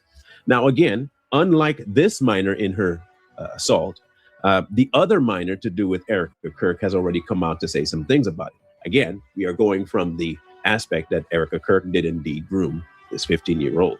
So again, if Erika did indeed groom this 15-year-old by her own metrics of how she measured it, then I would have to assume that if she is looking at this and we're looking at pasts, since she was working at the Daily Wire, then I would have to think that somehow, some way, that Candace Owens is defending child molesters.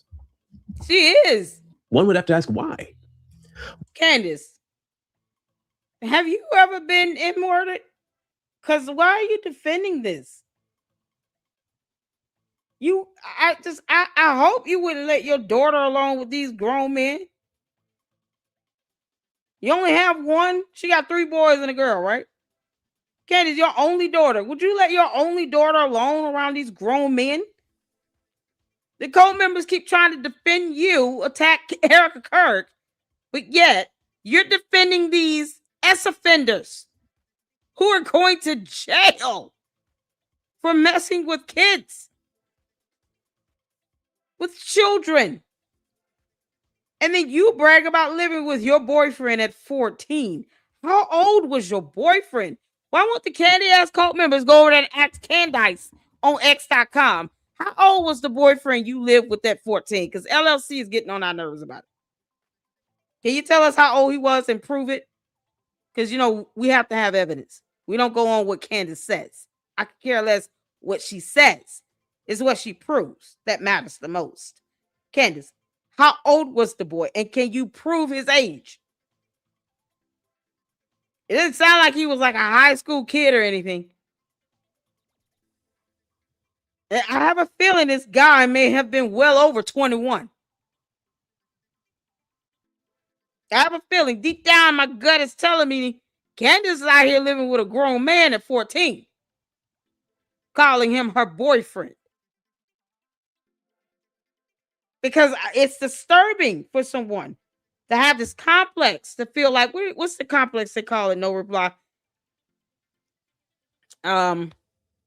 The people were coming out defending the person that they were held captive. Is it Stockholm?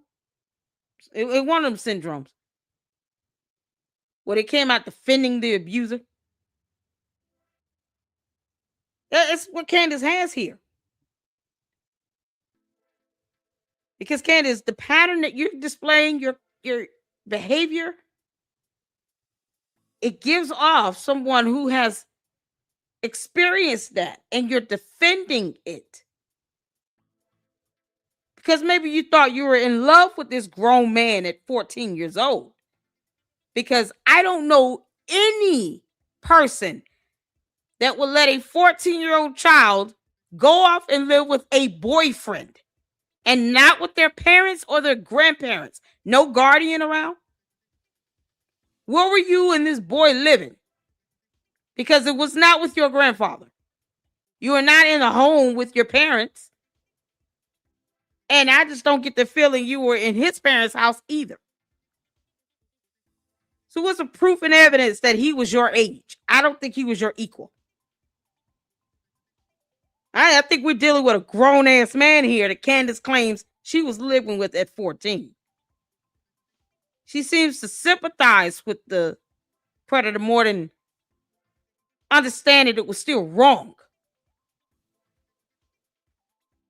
Candace, you need some therapy, girl. On what planet would anyone defend a child molester? If you have an answer for me, I would love to hear it, because I've been trying to rack my little brain, and it's little, it's a piece, I say. I've been racking my brain. Man, this is bothering, because this is the thing. You got to remember now, if she had grandparents, right? Even if her parents weren't getting along, they weren't divorced by that time. We already looked up that information. Her parents didn't get divorced since she was well over 25, 23, 25. So at 14, and she's having arguments with her mom, whatever friction's happening, guess what? If the boyfriend was 14 or 15 even, he's still staying with his parents, the boyfriend's parents would have called DFACS or CPS or called her mom and dad or her grandparents and said, listen, y'all need to come and get her, because I'm not raising this child. She's not mine. Candace would not have been able to just live in her boyfriend's parents' house without his parents being concerned if they cared. I don't think I would not let my son's girlfriend come move in with me. Like, no. What are you doing? You're not living here with him. Where's your family? You're a minor.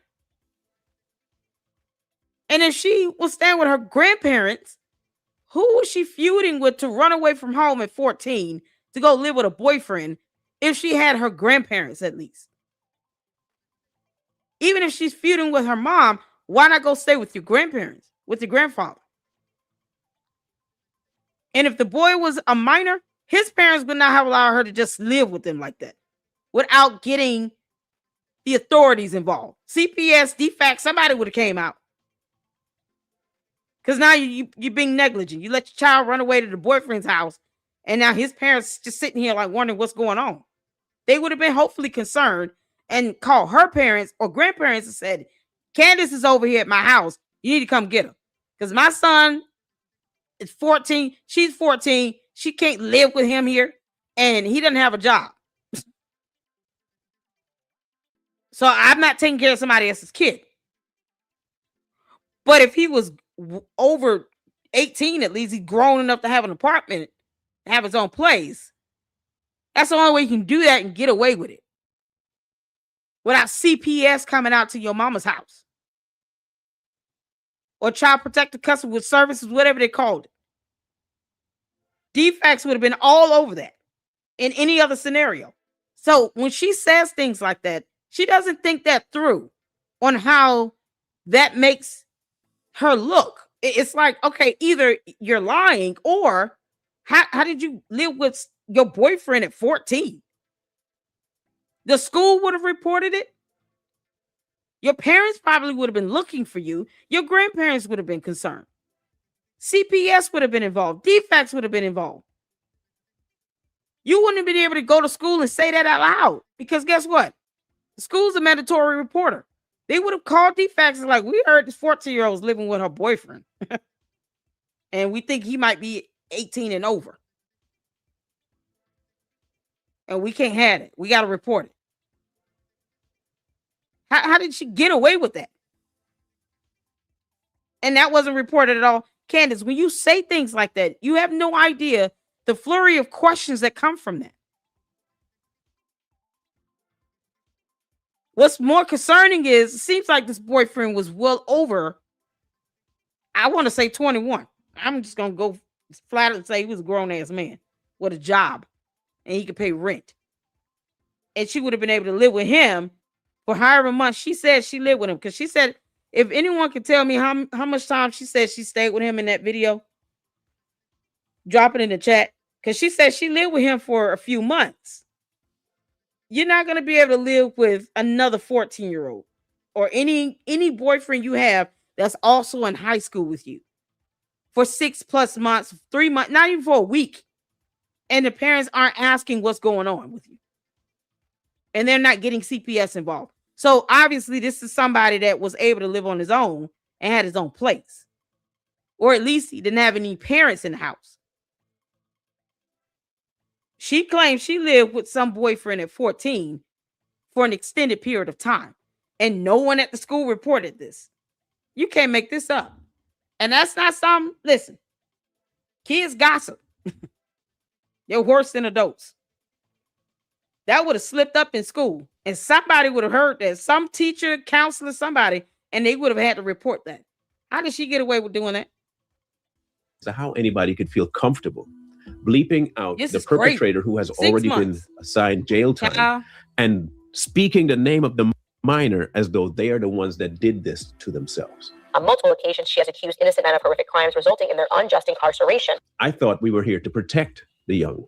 I thought that they didn't really have the ability to make the wisest decisions, which we should all know not all young people can make the best decisions. And some of them get caught up in things because they are what? Groomed. Oh, that's right. They can be groomed. And the teen described her relationship with Fox to detectives as more of a father-daughter one. She also told detectives that he was a mentor to her. It started off with just a very close relationship between a teen student and her yoga instructor. Which seems to be the case with the Jane Doe in every one of these situations. In fact, with quite a few of them, including Mr. Milner and Mr. Friedman, there have been conversations between them about how and what's the best way for her to go about breaking up and making up and having this kind of relationship with these people, all the while speaking to her in a manner that would put her in a situation where she felt as though she had to make a choice to keep the person that they told her loved her.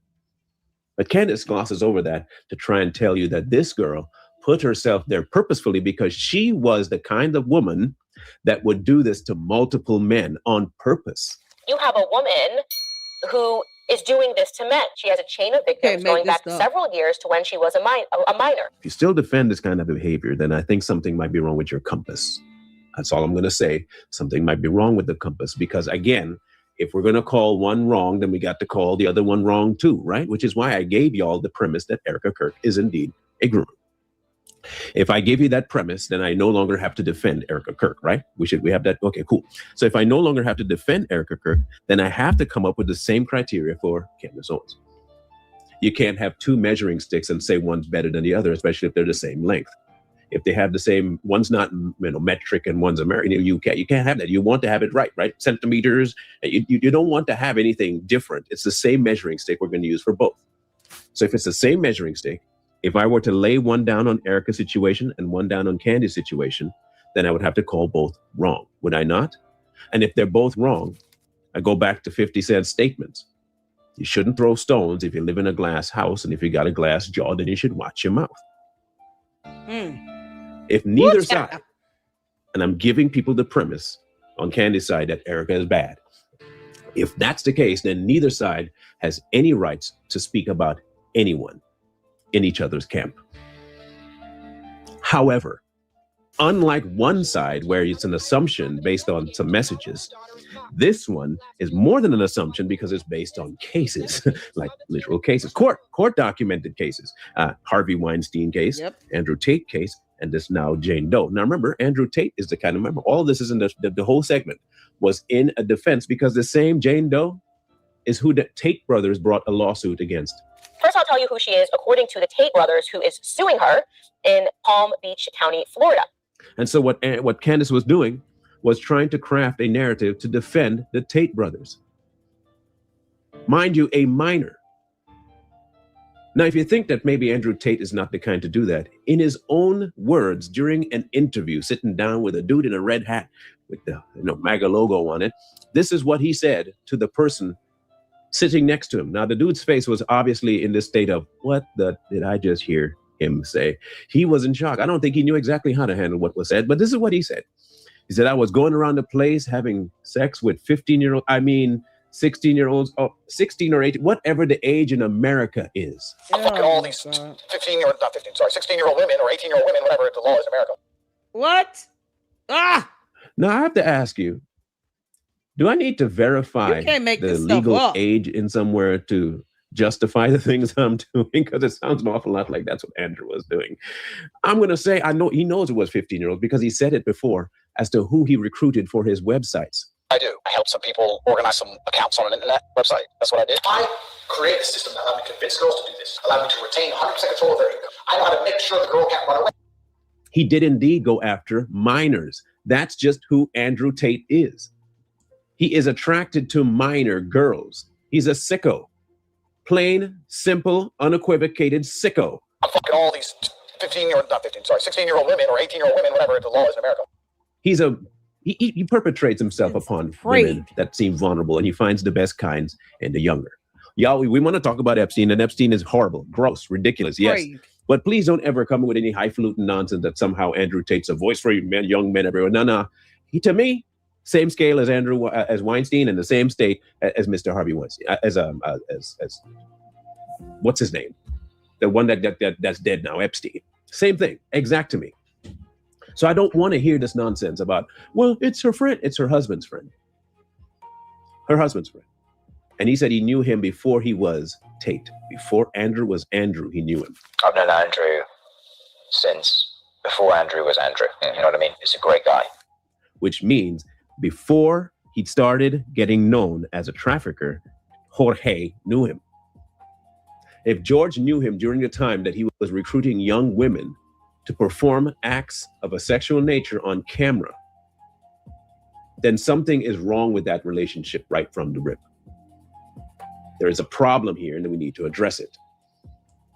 Is this why he's quiet? I don't know. But your wife is now out here defending somebody who is on camera, verbally spewing the things that he says he does to women in order to coerce them to do sexual acts on camera while he's backstage typing to men sexual connotated statements. Now, I don't know about you, but you have to be a little bit of an unstraight human being to be able to go backstage and type sexual things as though you are a female to get male engagement. I'm taking over. So what I did is I unplugged their keyboards, plugged a new one in from me behind the screen. So the chicks would sit there and hit a keyboard that wasn't plugged in. And me and my brother, and eventually some staff I trained, would do all the talking. The girls were just pure, just famoosers, just laughing. His statements, not mine. I'm not the one stating he did this. He said he did. And this is who Candace Owens defended and always has defended and always will defend. If that is not a problem to you, then something else must be up and you have no moral compass and moral grounds to talk from. You simply don't. Because if you're going to use a measuring stick like we talked about on one agent, and you have this measuring stick that you're trying to use a different one on for your friend, and then you're being disingenuous, you can't then harp and say you have the truth and you're about the truth and you are right if the person you're defending is just as bad as the other one. And I'm giving you the caveat that you are right. I don't believe so, but I'm telling you, I'm giving you the caveat that you are right, that that's the groomer. Erika is the groomer. Let's say that you are correct. Then if that's the case, then you have to call a spade and say that Candace Owens defended groomers to the tune of 5 of them. And then she went on to defend a rapist to the tune of at least one of them in Harvey Weinstein. Then she went on to defend an accused rapist in the tune of 2 of them, the Tate brothers. If we're going to go by numbers, that sounds to me like an 8-to-1 ratio. Ironically, all the people that she's defending are male. Good, great. And the one person that's the victim here, a child, is a female. But she wants to tell you that she's concerned about this young 15-year-old who's now an adult that said nothing happened. Exactly. I'm just saying there's something wrong hypocrisy with Candace Owens and her critique of the situation when it comes to Erika Kirk and her defense of people like Harvey Weinstein and Andrew Tate.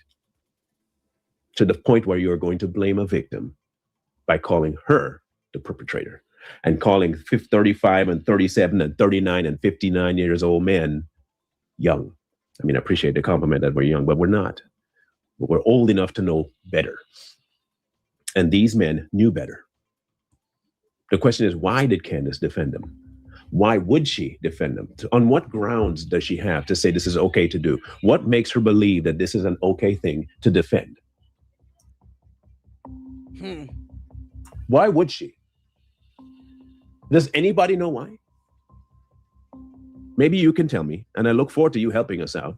Maybe you might have an actual legit reason for saying this is why she didn't want to mention names, and this is why she believes that the young girl was the perpetrator on these men. This is why. Please tell me.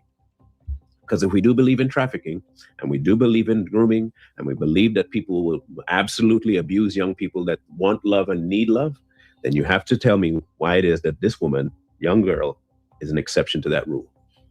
On what grounds are you basing it? And if you can give me that, we would love to have that robust conversation with you. But in the meantime, in between time, please, by all means, put your comment in the comment section below. And if you haven't yet, take a moment to smash that subscribe and notification bell. We will catch you on the next one.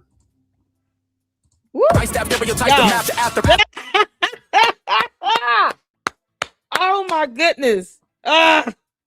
His videos are awesome. Marlon from both sides, you all. I mean, I just get lost in it's the music too. That suspense music. So yeah, I wanted to play this part of that interview as well. Let's see. Because I'm trying to like land it. I don't have the timestamp. But I'm really like, I'm starting to think that one of the reasons why Candace, and if you all know the timestamp from this Russell Brand interview, because I can't find the actual clip where she says that, and we saw it last week. I can't remember who video was in. But if you all have the timestamp on this, please tell me. Because I'm like, what enthused her to say that? What enthused her to say she went to live with her boyfriend at 14 years old? After having said, she lived with her grandfather and he's the most important person in her life. It doesn't make sense. And then she just comes out of nowhere with that. And it's like, look, do you really think that would be possible? If your parents cared a little bit? And I mean, would the sisters corroborate this? Would any relative in her family corroborate that? Hell yeah. She was able to live with her boyfriend for 6 months. What do you mean? And her parents didn't care. They didn't call her. They didn't try to go get her.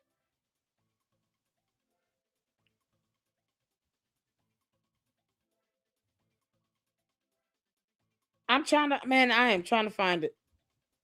I have the interview right here, you all. Can someone give me the time? Do y'all know the timestamp on this?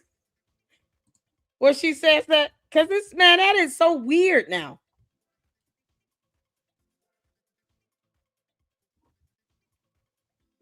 She says that she went to live with her boyfriend at 14. She said she was kicked out. Move that comment. I can't see the title. I'm sorry. Hold on. Okay. Transcript. Yeah, that'd be a good start. Hold on. She said she was kicked out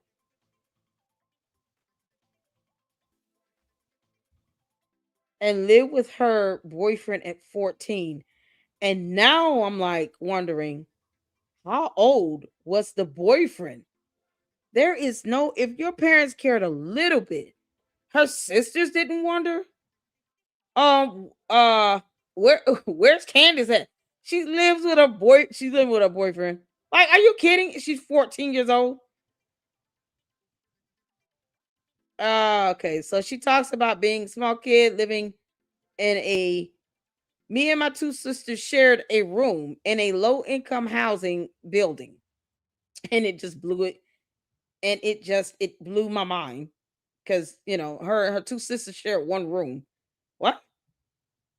God. She talks about how she, it was a very weird thing to me that people demonize the rich. But it's like, okay, but only you care about that money thing, Candace. Let's see here. Yo, we're looking at this. Okay, here it is. Good grief. I got it. This right here is concerning to me. You cannot make this up. Through life, my parents couldn't afford to put me through school. My parents stopped paying for anything for me when I turned 14 years old. I was kicked out of my. How? You were a child. They were legally responsible for you financially. They stopped paying. You weren't in college at 14. But they stopped paying for you. And you had two sisters. So they didn't buy you clothes or food. They didn't give you shelter.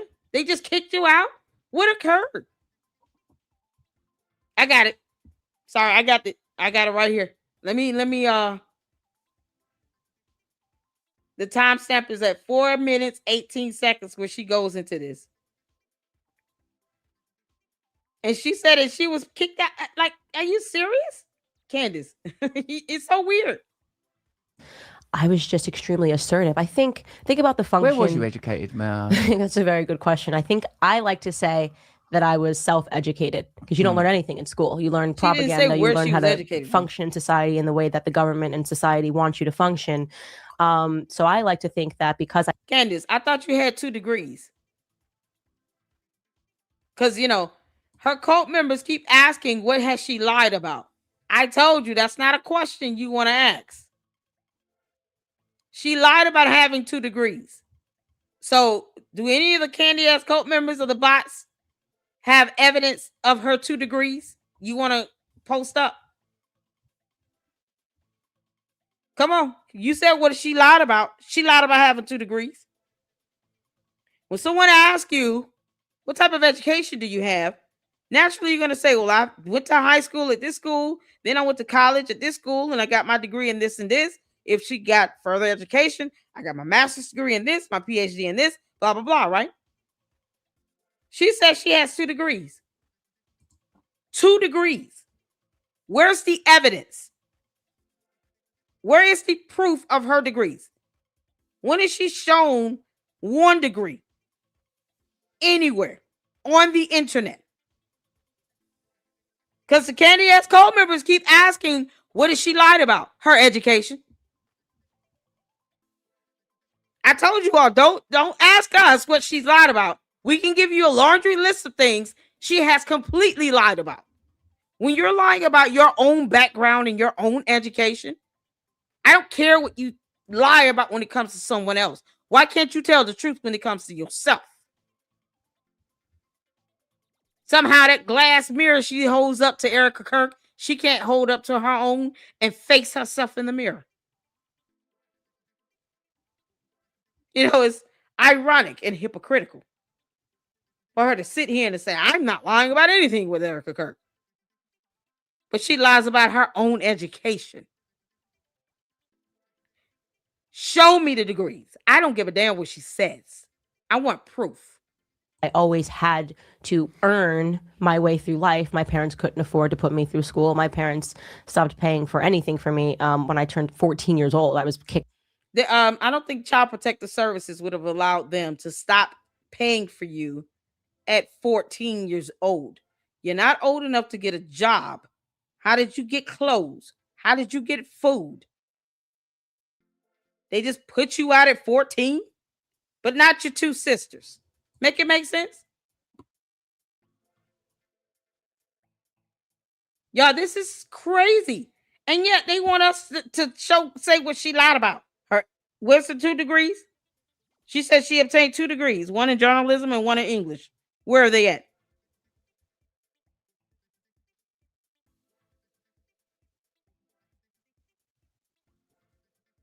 This is something else. Here it is right here, y'all. I turned 14 years old. Out of my house, and I was living with a boyfriend for 6 months. Like I was kicked out of my house, and I was living with a boyfriend for 6 months. How old is he? Candace, how old was this boyfriend? Come on, Candy ass cult members. Y'all want to know what she lying about? Why would her parents kick her out the house at 14? Not her two sisters. Stop paying for her. Stop taking care of her. And somehow that didn't go to DFACS or CPS? Department of Family Children Services? Child Protective Services? No agency in the state of Connecticut at all knew that this 14-year-old minor was kicked out and living with a boyfriend. And how old was he? How old is he? Because if he's her age, you're not living with your boyfriend. You're living with your boyfriend's parents. And they probably would have reported that to CPS or DFACS. Y'all hear that? I'm just saying. She said she's living with a boyfriend at 14 years old. How old was the boyfriend, Candace? You want to go into somebody's past? Let's go into yours, girl. What's those 2 degrees you said you earned again? Why would your parents kick you out at 14 and stop paying for you? Stop buying your clothes and shoes and food. Why would they kick you out and make you?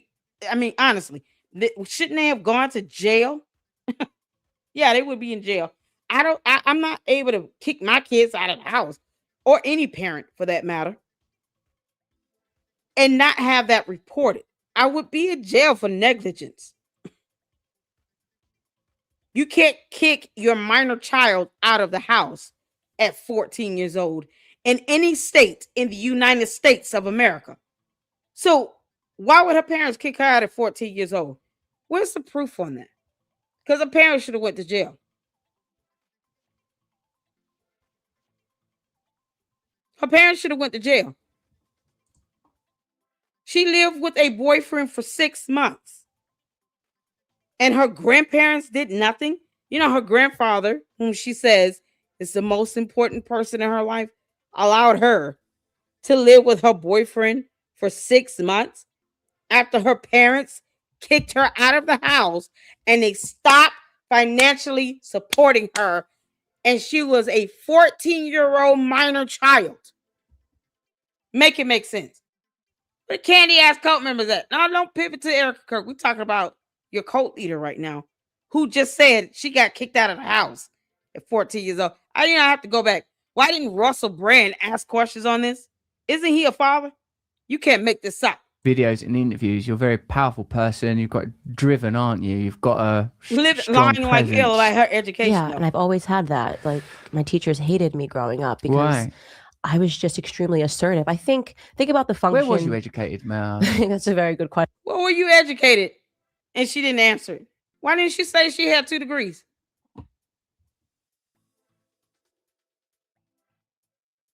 You mean as long as they were close? He could have been a grown adult. She was 14, lone slinger. You mean it doesn't matter his age? That's disgusting. What if he was 25? You good with that? She lived with her boyfriend for 6 months. Her parents kicked her out, but her parents didn't go to jail. They weren't reported to CPS or DFACS. What do you mean at 14? It's cool that they live close, that they lived together for 6 months. You good with that? You out of your damn mind? You gonna let your 14-year-old go live with her boyfriend? Y'all, this is nuts. Y'all email me. Y'all want to check out Tamira? I just wanted you all to hear this. This is what she said. Here's the cult members' excuses. As long as they were close. F you mean? So it doesn't matter how old he was. So if he was 25, she's 14. You good with that? Lone slinger. Don't be this dumb. I get your cult leader. You know, your cult members might come and attack you. I won't tell anybody if you disagree. God. I mean, this is their sentiment. Lone Slinger, I won't tell the cult members if you disagree. Say, no, I don't agree with a 14-year-old being kicked out the house and then living with some boyfriend we know nothing about. Who knows how old he could have been? He could have been 40. She didn't say how old he was. But what she does not say is my parents were arrested for that because that's negligence and you can't kick your 14-year-old child out the house. I reported them to DFACS or CPS. And just in case Lady Luck Club asks, yes, there are court documents on file where I had my parents arrested for kicking me out of the house at 14. Because why didn't the school report this? Nobody reported this? You kidding me? And you let you a boy or girl? Because your parents shouldn't do that. You understand that is illegal? Don't be dumb. Don't be dumb in my chat. Do not be dumb. We're not going to excuse that. Is it too late to report Candace Owens' parents to CPS? Parents should have went to jail. That's not good that your parents kicked you out, Lone Slinger. And it does not excuse this behavior. She went to live with a boyfriend for 6 months, and none of you bothered to ask her, how old is his boyfriend? Why didn't you report your parents? What do you mean it kicked you out? Y'all should be irate at her parents. Candy asses, y'all should be mad at her parents. What were your grandparents at, Candace? What was your grandfather? The most important man in your life. What was your grandfather? That's not right. She just said her parents kicked her out. And y'all never bothered to ask her? Don't make excuses. Go ask your cult leader, how old was the boyfriend? Talking about don't matter the age. You good with her being 14? What if she was living with a 40-year-old man? What's the matter with you? You can't be this stupid. As you can see, I don't sit here. I'm not going to ever be okay with the idea that Candace, even at 14, was living with a grown-ass man. You kidding me? Why didn't she report her parents to CPS? How did she manage to stay in school, being kicked out of her house at 14? So is she cutting school all the time? Exactly. For 6 months. I want you listen, we're going to hear this one more time because Candy ass cult members think this is okay. I told you all, they got to be just as perverted as she is if they think this is okay. They're just as depraved. If they think this is okay and they're trying to excuse this, they are depraved. Candace said her parents stopped financially caring for her and they kicked her out of the house at 14 years old. And she went to live with her boyfriend for 6 months. How old was the boyfriend? If he was and day over 18, that is illegal. Somehow Lone Slinger thinks, oh, it's cool. No, even if he was 45, who cares? She's 14. Because he went to DCS. Stupid stuff. So that's the depravity of the cult members. They're going to excuse it. Yeah, because no matter what we say, they're going to find some excuse to try to debunk it. And because they don't have a thought of their own, they're not looking at this like, no, that is wrong. We would never advocate for our cult leader to be kicked out at 14 years old. That's horrible. It should have never happened. Her parents should have been reported. They should have went to jail. How do you stop caring for your child at 14 financially? And then who is his boyfriend? Who is the boyfriend? And how old is he? Because if he's 14 as well, his parents would not have allowed her to live with them for 6 months. No. CPS would have known about that. The school would have been notified. It would not have been a hidden secret. And why didn't her cousin say something about this when she had an interview on another podcaster's channel? Y'all remember the cousin? Candace's cousin that did a whole interview? Somehow she didn't mention this. Candace went and lived with her boyfriend at 14 years old. Her parents kicked her out the house. Why her cousin didn't say that? I've seen the cousin's interview, by the way. It was just boring. But the cousin Failed to mention that Candace was kicked out of the house at 14 by her parents and went and lived with her boyfriend. Funny how the cousin didn't say that in her interview. But the depraved cult members think like Lone Slinger. That's why they don't care if she defends S offenders. 5 grown men being charged and convicted of messing with minor teenage girls. They don't care about that. It's a depravity for me. I think I like to say that I was self-educated because you don't learn anything in school. You learn propaganda. You learn how to function in society in the way that the government and society wants you to function. So I like to think that because I always had to earn my way through life, my parents couldn't afford to put me through school. My parents stopped paying for anything for me. When I turned 14 years old, I was kicked out of my house and I was living with a boyfriend for 6 months. Like I was. You were living with Long Slinger said, "Oh, that's cool. I'm good with that." At 14. You know, because for some reason, this never comes up again.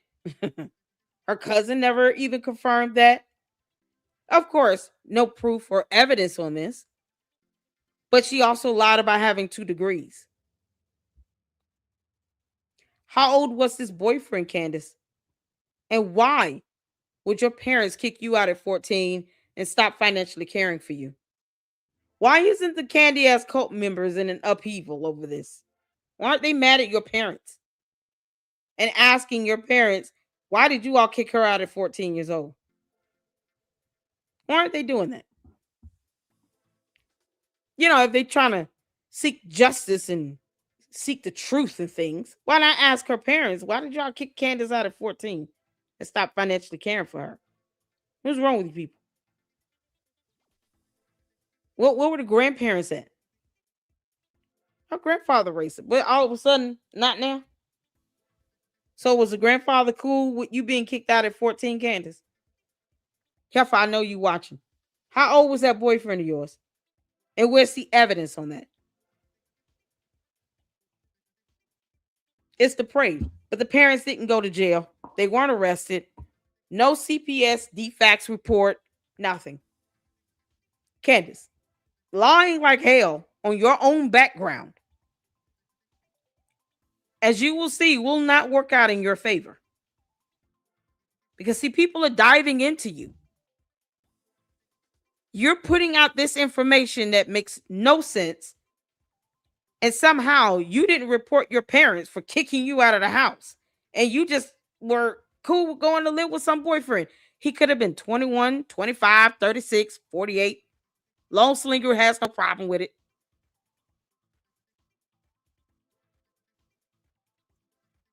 Lone Slinger seems to be cool with a 14-year-old being kicked out and living with some boyfriend for 6 months. And God knows how old he was, right? Parents not even being held accountable for that.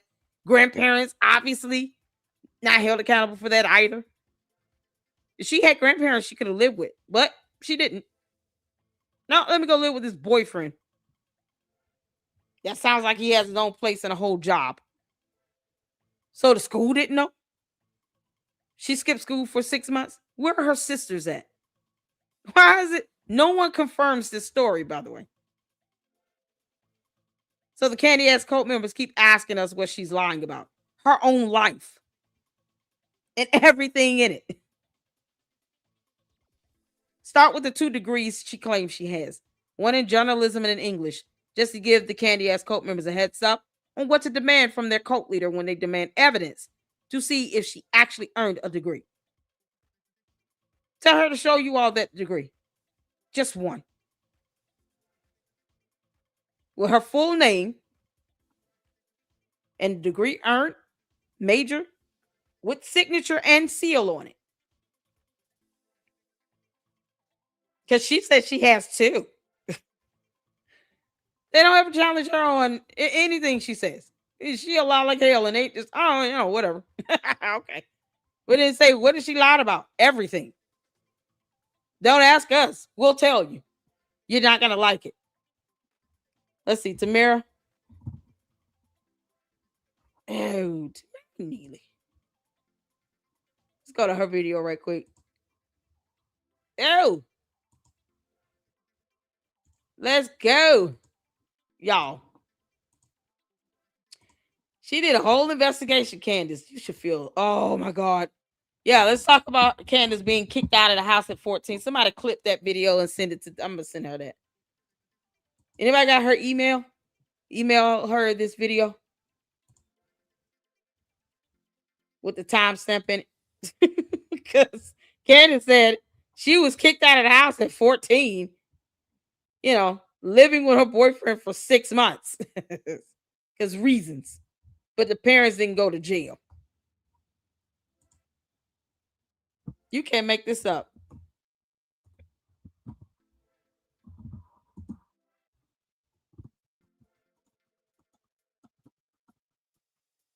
So someone tell Tamira at the 4-minute 18-second mark, she will find that of interest to her. Candace claims she was kicked out of the house by her parents and they stopped taking care of her and became completely negligent parents. And she lived with her boyfriend at 14. And God knows how old her boyfriend was. And for some reason, 6 months was the amount of time she lived with him until whatever happened. And then she was able to move back home, I guess, go live with the grandparents. I mean, whatever. He never follows up. She never fills in the gap. It is what it is. Oh, let me make sure we got it all covered. One of those kids, you know? Wow.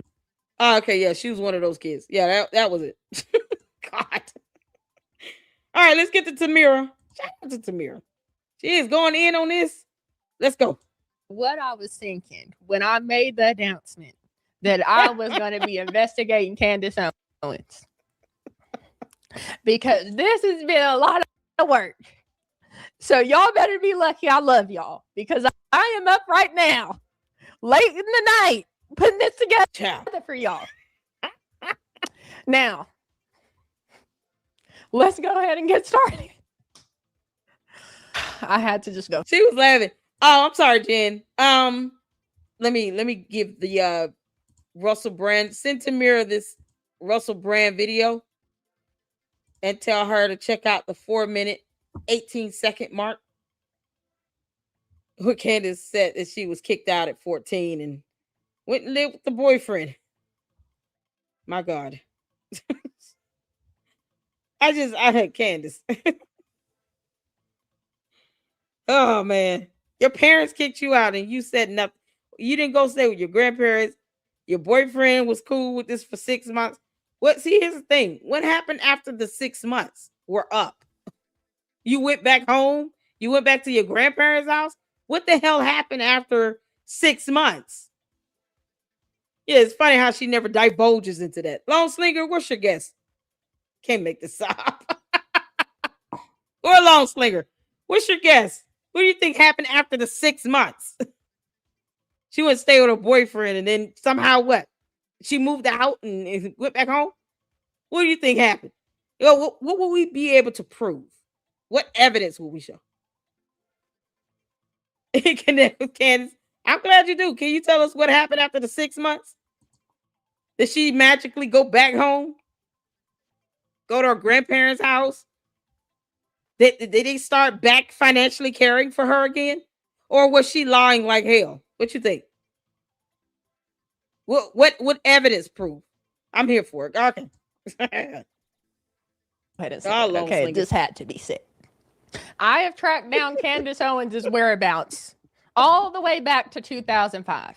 Now, people have been pointing out that Candace Owens has mentioned high school repeatedly. She's made references to the movie Mean Girl, and she continuously brings up high school characters. My daddy is so rich, he can buy the world. I'm so rich. We are so rich. We can buy whatever we want. And so now we're just going to buy you, and we're going to make people like us because we can afford it. We can buy social standing. Erika, chairman, CEO. Erika, my girl. Heavy is the head that wears the crown after its rightful owner was deposed. Am I right? Am I right? Candace, you were 14. You said you lived with a boyfriend for 6 months. Girl, if you don't kick rocks. Well, after doing some research into Candace Owens' high school past, I think I know why she continues to do that. Now, I want to get into that, and I also want to get into other things. But before we do, I'm Tamara. You're watching the Tamara Neely Show. I'd like to welcome back all my returning subscribers. And if you're new here, I would like to let you know I'm happy you're here. Quickly, let's get into a word of prayer, because on this show, we believe that prayer is our first resort and not our last. Lord God, I thank you for today. Thank you for Erika, Kirk. Thank you for Turning Point USA. Thank you for Candace Owens. Lord, I pray for each and every person watching this, that they are inspired to be willing workers. Lord, help us to use our gifts for your glory. In Jesus' name, amen. All right. So sweet. So before we even get started, let's just talk about why I'm doing this, because I already know some of y'all are thinking, why is Tamara investigating Candace Owens? Leave Candace alone. Well, the reason why I am investigating Candace Owens is because we are in the fight of our lives. We are fighting for this generation of Americans' mindset. And Candace Owens told my generation to champion conservative values. And now she is flipped. She is influencing the mindset of many, millions. I want you to understand her mindset and the human she is. This is part 2 of my investigation into Candace Owens Farmer. You may or may not get a part 3. So enjoy this. I have created a comprehensive timeline. Let's go ahead and put that on the screen. Go ahead and screenshot this timeline so you can take. Y'all, Long Slinger, you see this? The evolution of Candace, Cadence, Karen. Goodness gracious. Did Tamara see that video where Candace claims that her parents kicked her out at 14 and she lived with her boyfriend for 6 months? That's going to make a significant difference. Now we're going to find out who that boyfriend is. Candace, this boyfriend better exist. He better be a real human. You understand? Because if we find out he was well over 18, that's statutory. And I'm going to tell you right now, heifer, I'm going to drag your ass all over YouTube. For you sitting back, allowing the statutory nonsense to occur. And then you turn around and defending every other man that does this. And you didn't report your parents at all. They just kicked you out the house and stopped taking care of you. 6 months after that, Long Slinger said you just got another boyfriend. Take a look at it on your free time. I have put together this timeline. It starts at Candace Owens' early childhood origin story, which we covered last week. And then it goes all the way up to 2026, where we are now. All right. So let's start back in 2005. This is when Candace Owens was in high school. And when Candace Owens was in high school, she had multiple racial incidences that she was involved in. But as I looked into it, I realized it went beyond race. And I'm going to explain why, starting with this first story. In 2005, Candace Owens was attacked by 3 white girls. One of the white girls left a lot of voicemails on Candace Owens' phone, saying some racial slurs, basically fussing her out. And then the girls saw Candace Owens in the hallway. And they said, Candace, we got a problem. And I'm paraphrasing here. Apparently, they were accusing Candace Owens of having a sexual relationship with one of the girls' boyfriends. Candace, was it the boyfriend you lived with for 6 months? Oh, Candace, you were living with that girl's boyfriend. This is mighty funny how you feel like at 14 your parents kicked you out. It wasn't because, Candace, you were running away. Which one was it? Because, it's a mystery to me how your parents didn't go to jail or get reported.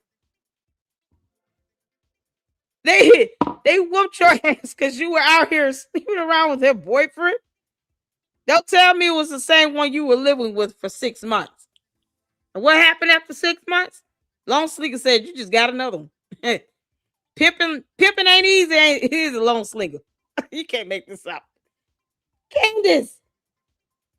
Oh my God. You out here at 14 running around like you, girl, you were fast. Candace was fast.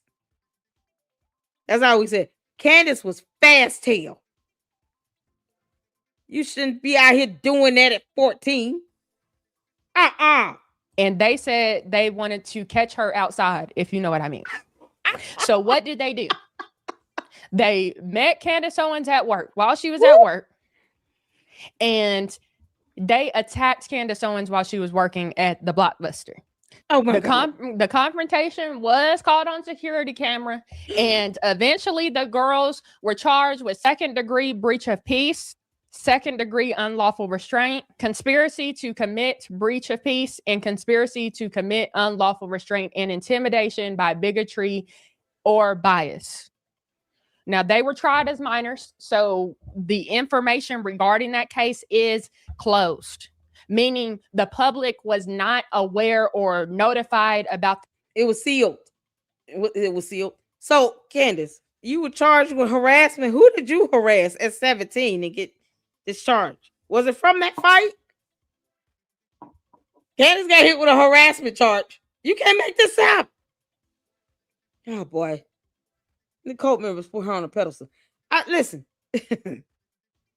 14 years old. No, I'm not studying no boyfriend, living with no boyfriend at 14.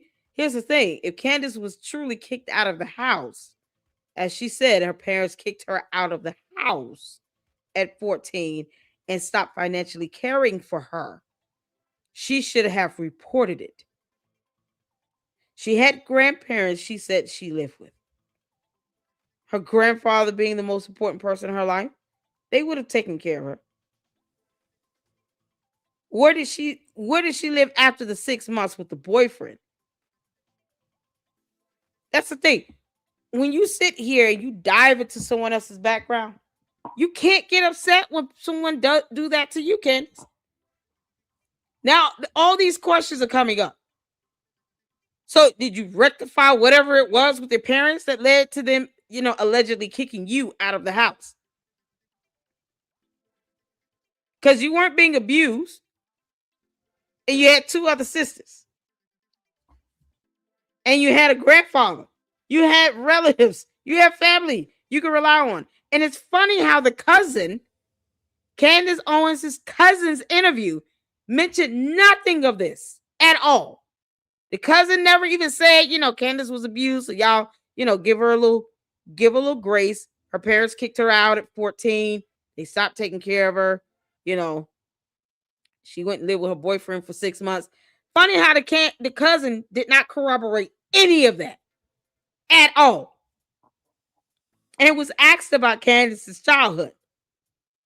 And she did not think to mention something pivotal in her life, such as being kicked out of the house. That's a big deal to a 14-year-old child.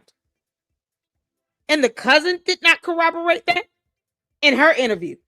And this same cousin is still around. Yeah, the one that she uses to be intimidating, Candace. Come on now. The court proceedings. But what's interesting about that story is one of the girl's lawyers said that it was more about boyfriend issues than it was about bigotry. That's what the lawyer said. Yeah. Now, that doesn't necessarily justify what the girls were saying, but just to add further context, that's what the lawyer said. Are we starting to see what these high school references are coming about? Well, if that's not enough, let's go ahead and go to 2007. Yes, I went down a rabbit hole. I took my time. In 2007, Candace Owens has another racial incident at school. This time, it did not involve the 3 girls, but it did involve another boyfriend. Oh, God! Now, from my understanding of what Vanity Fair covered about this story is that Candace Owens was over her boyfriend's house. She started receiving these voicemails. She was already going through a rough time that day that week because she had gotten into a verbal altercation with another friend who said that her boyfriend, that she was jealous of her boyfriend. And so then apparently Candace having petty squabbles. Candace, what happened with your parents kicking you out at 14? Because good grief. The cousin mentioned nothing of this, people. I would encourage you all to watch the cousin's interview. Because the cousin made it seem like, well, she had a happy childhood. No problems, no issues, nothing to the point where her parents are kicking her out. They stopped taking care of her at 14. And she had to live with a boyfriend for 6 months. Her closest family member that is still in her life to this present day says nothing about something traumatic like that happening to her. Candace, why lie? And you didn't report your parents to CPS. Your cousin does not corroborate that either. But your fight seemed to be over issues pertaining to boys. Not necessarily your parents kicking you out. You just getting in mean girl fights at school over somebody else's boyfriend. Who child? You fast tail. Candace Owens was getting all these voicemails. Once again, a voicemail scenario.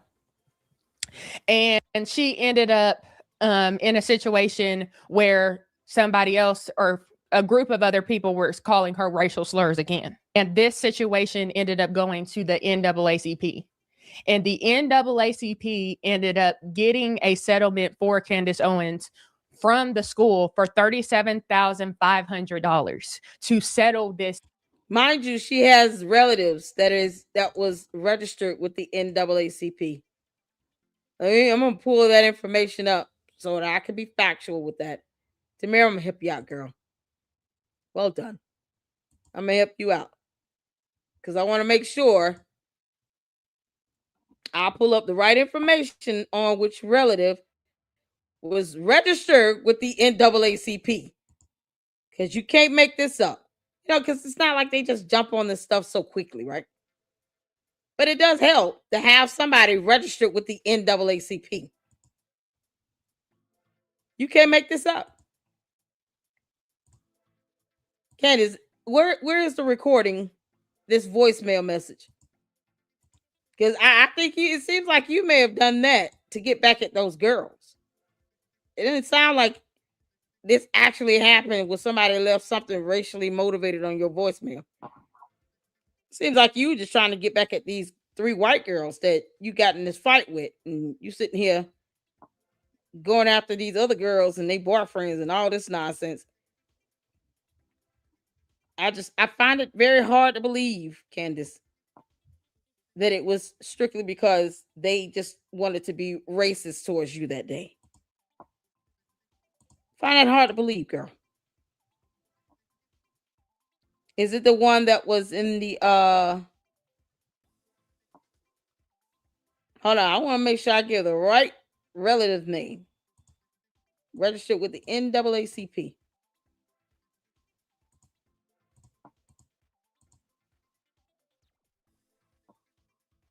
It wasn't Joseph Blyden, was it? Ooh, child.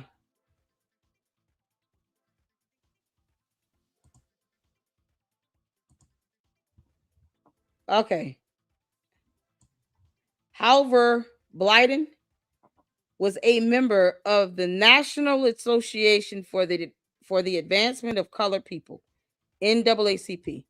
This is Halver Blyden. Halver Ernest Blyden. That is Candace's relative that was registered with the NAACP. And no reply. Which was that, the cousin and uncle?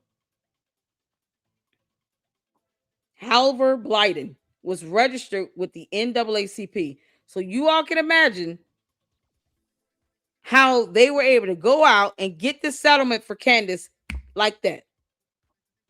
It helps to have a relative registered with the NAACP, doesn't it, Candace? Yep. And he was registered for decades with him. He worked with the NAACP for years. He wasn't like small time. Dispute. Mm-hmm. Now, I know a lot of people have heard that particular story before, but what stood out to me about this Vanity Fair article that I read about this story is Candace Owens's words about the story that they pulled out of her book. Let's take a look at those words. I ache for high school Candace, alone and crying, unaware of what the next morning would bring. So is it starting to make sense why Candace Owens is continuously mentioning high school?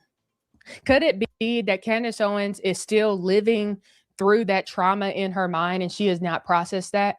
And so now she's projecting the experiences that she had in high school where she felt powerless, or she felt that ache for high school Candace Owens? Could she be projecting that? She's projecting the mean girl bully that she probably was, and it just caught up to her. Candace seemed like the one where she instigated issues. You know, she's an inveterate liar because, you know, there's no evidence that her parents kicked her out of the house at 14, stopped financially caring for her, and then she felt she had to live with her boyfriend for 6 months. However old he sounds, it sounds like he's well over 21. Candace just seemed to be the type where she instigated issues and then they clapped back and then she hollered, "You're being racist." That's what it seems like at this point. She didn't like the fact that they clapped back and defended themselves, or they gave her a taste of her own medicine. Candace seems to be the mean girl bully. She's just the one that cries victim when they respond to her behind. And all of a sudden, she's the victim. Candace, were any documents related to this incident or the voicemail you received? Where's that evidence at? On to Erika, Kirk. Could she be projecting that onto Turning Point USA and other people? She's a hothead. Because later in her timeline, which we will get to, we see that Erika Kirk is not the first person that Candace Owens has attacked. Now, if you're looking at the timeline, you know that I listed that Candace Owens was also arrested for harassment in 2007, 2008 range. Goodness. That is interesting to me because now. Yes, it is, Samara. Candace, you got charged with harassment. Who the hell are you harassing? Don't tell me it was like the girlfriend or the boyfriend that you claimed.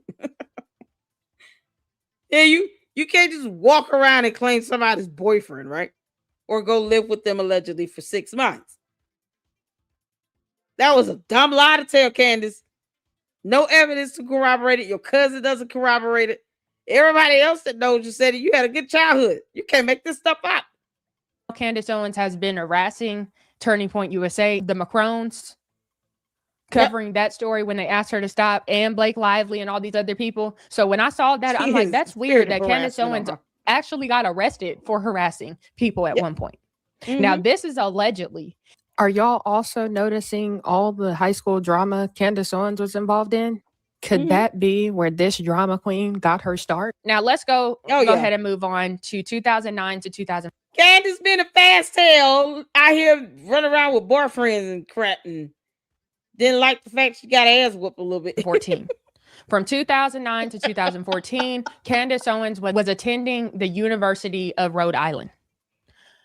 Unfortunately, Candace Owens could not afford the cost of university, so she ended up dropping out, and she was $150,000 in debt. Started my life $150,000 in student loan debt for falling for this, the scam of you must go to college and take out loans, even though you don't really know what you want to do. What you may not have known is she also had a Adderall addiction that developed while she was in college. Let's get full. Oh my God, Adderall.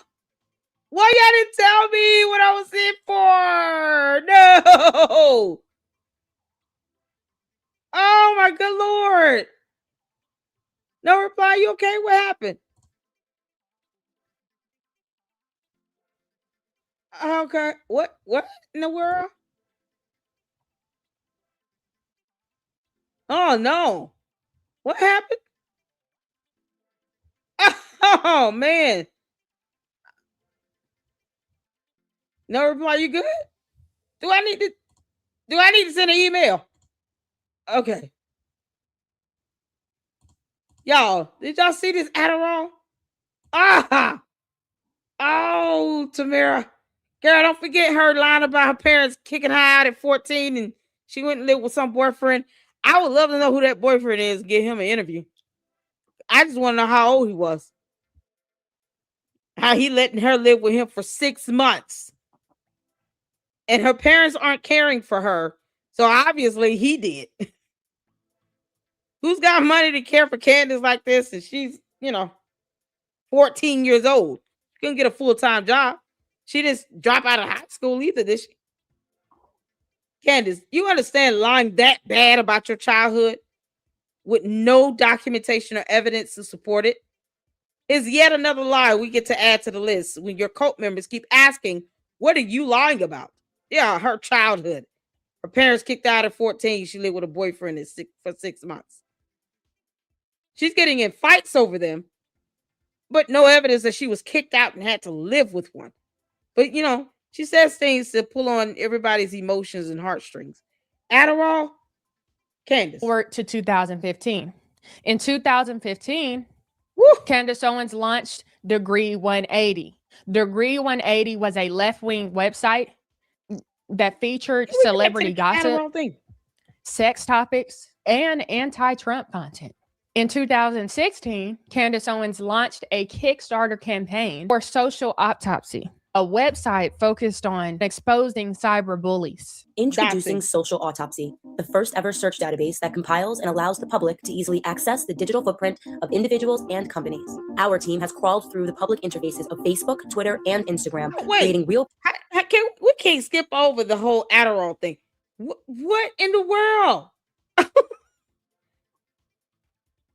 What's this evidence on that? I want to see the evidence on that. Does she go back to the Adderall thing?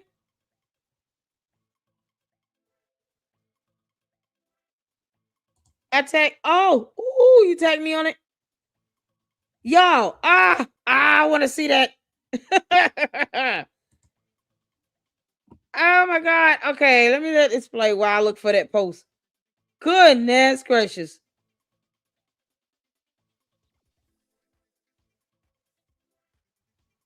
Oh my God. This is something else. Hold on. Let this play and look for that. Oh my God, Candace. Adderall. Really? And Xanax? Addiction that developed while she was in college. Let's skip forward to 2015. In 2015, Candace Owens launched Degree 180. Degree 180 was a left-wing website that featured celebrity gossip, sex topics, and anti-Trump content. In 2016, Candace Owens launched a Kickstarter campaign for Social Autopsy, a website focused on exposing cyber bullies. Introducing Social Autopsy, the first ever search database that compiles and allows the public to easily access the digital footprint of individuals and companies. Our team has crawled through the public interfaces of Facebook, Twitter, and Instagram, creating real profiles for the individuals that lob hate speech over the web. But the platform actually ended up resulting in doxing individuals. The left ended up canceling her over this. The left tried to do hit pieces on me during the election, and that was my red pill moment. Really? So wait, how did doing an anti-bullying thing get you caught up in the left? Because it was a huge failure. And when Candace Owens went through this situation, Candace Owens started thinking. And she was thinking. And next thing you know, let's also mention a little bit more history from 2017. And that is, Candace Owens was evicted from her luxury apartment that costed $3,500 a month. And this all had to do with her not paying rent for 6 months straight. And instead of Candace Owens stepping up to the plate and saying, hey, I gotta pay Paul what I owe Paul. Candace Owens said the reason why she wasn't paying rent is because the apartment had mold.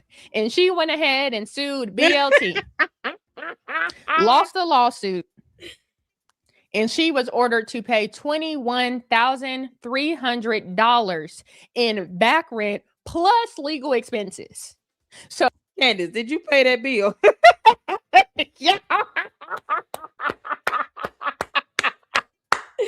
Did that yeast infection ever come? It's still going, y'all. Candace.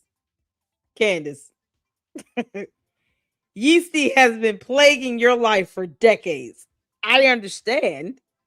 Yeah, I can't relate, but I understand. Lone Slinger can relate. We'll let Lone Slinger relate to that. Lone Slinger, you got yeast infections. Where Lone Slinger at? Don't leave me hanging, buddy. Do you have yeast infections as well? That's not, I don't know if you want to relate to that one. Candace, you told these people you have recurrent yeast infections from this mold. And she had to have LASIK surgery. Y'all. I still laugh. Candace, it was so fun going over those court documents. You might want to be careful with you tell a judge what's going on with your body. You see. Lone Slinger. Oh no. Oh, he's talking about, don't stop being envious. I'm asking you about if you have yeast infections. Lone Slinger, do you have yeast infections? You say you can relate. Come on, Yeasty, answer the question. It's okay. Oh, let's slow down for a second. Okay. What did we just talk about that happened back in 2014? Well, Candace Owens dropped out of college because she could not afford it. So that would mean she was, at this point, more than likely $150,000 in student loan debt plus interest. And then she also had the $21,300 balance that she owed in back rent. So it looks to me like Candace Owens was in a whole lot of debt. So what did she do? Candace became a Republican overnight. She started Red Pill YouTube, and 2 months later, she was hired by Turning Point USA. Now, are we all starting to put together the pieces? She gets canceled by the left. She's in all this debt. Next thing you know, ooh, she has this conservative revelation. And next thing you know, she's a conservative overnight. Yep. Now, at the very same time, Turning Point USA was in a desperate situation, if you will, because their organization, their company, was accused of racism because one of their employees was caught sending some racist messages over text saying that they didn't like Black people. So what did they need? They needed some Black people. They needed at least one to be able to stand up and speak out against this foolishness. And who also needed some cash? Ooh, child. Candace Owens. Candace Owens. She needed some cash. She had to pay that This judgment. is all back in Candace Owens' history. And I'm just putting together the pieces that are already there. In 2018, Kanye West endorses Candace Owens. Started on this couch, and the last couple of weeks have been insane. Absolutely. It has been crazy how much a 7-word tweet can impact your life positively and negatively. But I'm just so optimistic. It's been a wonderful couple of weeks for me. This was a big deal for her. She was super excited. She was happy. I mean, Candace Owens couldn't stop talking about it because Kanye West said that he liked how she thought. And that meant the world to her.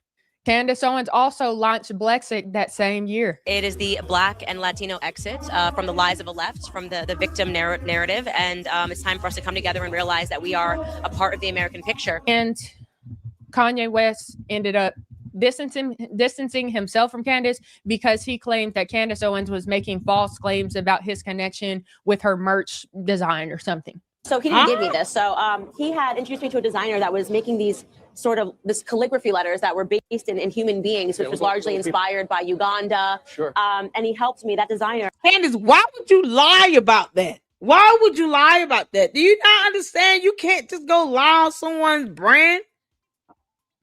This guy's dumbing in a box of rocks. The last thing you want to do is lie about him giving you an idea of a design of something. Why would you lie about that? That was just it was stupid. It's stupid, Candace. See, Candace has a horrible disease. It's called putting a foot in her mouth. That foot and mouth disease is something else. Lone Slinger, you know about that foot and mouth disease. It's something else. Along with that yeast infection. Oh, Lone Slinger, I love you. You can't let this up. Why are you lying like this? Kanye is not going to sit here and be affiliated with something like that affects his brand. And then you're talking about patent and all this other stuff. Girl, you're diving into a whole world you know nothing about. Why go there? It was enough for him to send the tweet. That was it. You're good with that. I'm just going to chill, calm down a little bit. Let me get my energy, this Adderall thing under control. Like, are you serious? Helped me create entire fonts that we then put on hats. So he claims that didn't happen. Candace said on national TV that it did. That same year, Charlie Kirk starts dating Erika Kirk. Candace Owens apologized to Kanye West, and they became friends again. Good. Also, what happened in 2018 is Candace Owens made some pro-Hitler remarks.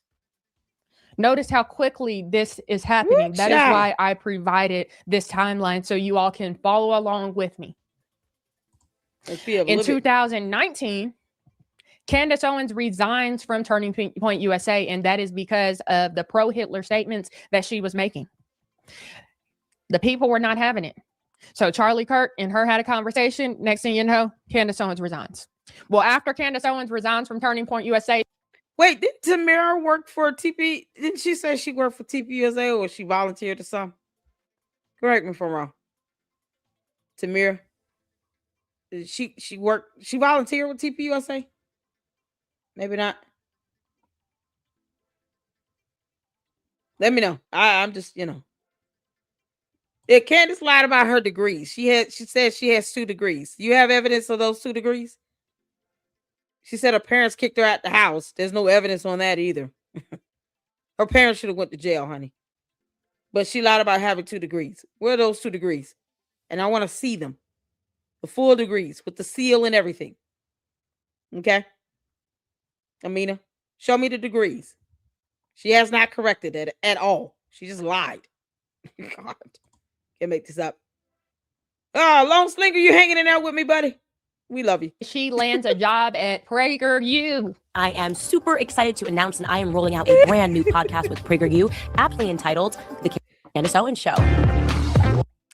And she also meets and marries George Farmer 18 days after they were introduced. You can't make this up. Isn't that timeline interesting? She leaves Turning Point USA.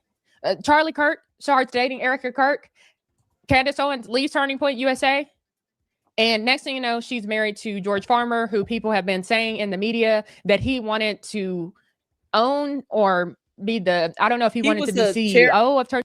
He was a TP UK chairman in 2019, right? And then he stopped around 2021 or something like that. Candace was only there for like 19 months. She carries on like she was there for 12 years. I mean, no, girl, 19 months. Kick rocks. But he was the TP UK chairman. Plus, he's rich. Of course, she Googled him. God. Candace, just admit you knew he had money before you married him. Turning Point USA UK or whatever, but there were some situations there where he wanted his part in Turning Point USA, and it seemed to be like there was some chaos, some tension, and people are still saying that to this day. Now, I have not looked too much into that situation, but let me know if you guys want me to. Also, let me know if you're enjoying this episode as we are going through it. Y'all, I have worked hard to put this together for you. So I'm hoping that this timeline is helpful. Please let me know if it is. Okay? Please let me. Yeah, make sure y'all hit her comments with part 3, please. Okay?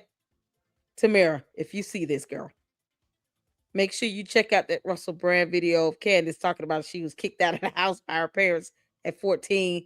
They financially stopped caring for her, and she lived with some mysterious boyfriend for 6 months. I just want to know how old was the boyfriend, because that'll explain a lot about her covering for these grown men perps is out here messing around with these teenage girls. Candace, why are you getting in fights over boys in high school? Girl, stop. On this show, we believe in giving honor where honor is due. I would like to thank Christian for this $5 super thanks that says, thanks, Tamara, keep up the great work. You have good investigation skills. Personally, I don't believe half of what she says about her upbringing was. She said so many different things in so many different interviews, all depending on what hustle/con she was doing at the time. Thank you, Tommy, for this $9.99 super thanks. God bless you. Miss Lolo, thank you so much for this $20 super thanks. It says, love you, sweet, courageous, and clever personality. Please never stop doing the right thing, girl. God bless you and what you do, and may your platform grow and always honor God. Okay, let's go. 2020 happens. Candace Owens released the book Blackout, spoke at CPAC. So as we're seeing, Candace Owens recently just became a conservative back in 2017. And less than 3 years later, she releases a conservative book, and she also speaks at CPAC. Sued BLT, lost lawsuit, ordered to pay $21,300 to back rent plus legal expenses, became a Republican overnight, started Red Pill Black YouTube. 2 months later, TPUSA hired her. Candace, that's just because you were loud and wrong. And now she claims that she's apolitical. She's like, I'm not even conservative anymore. Candace has said this a few times. Candace, I'm the champion, girl. Copying on me with that, it's not going to work out for you. Yeah, one thing you can't be is consistent. How do you become something overnight, liberal or conservative? How does that happen overnight? You realize when you fake the funk, at some point, this mask is going to fall off, Candace.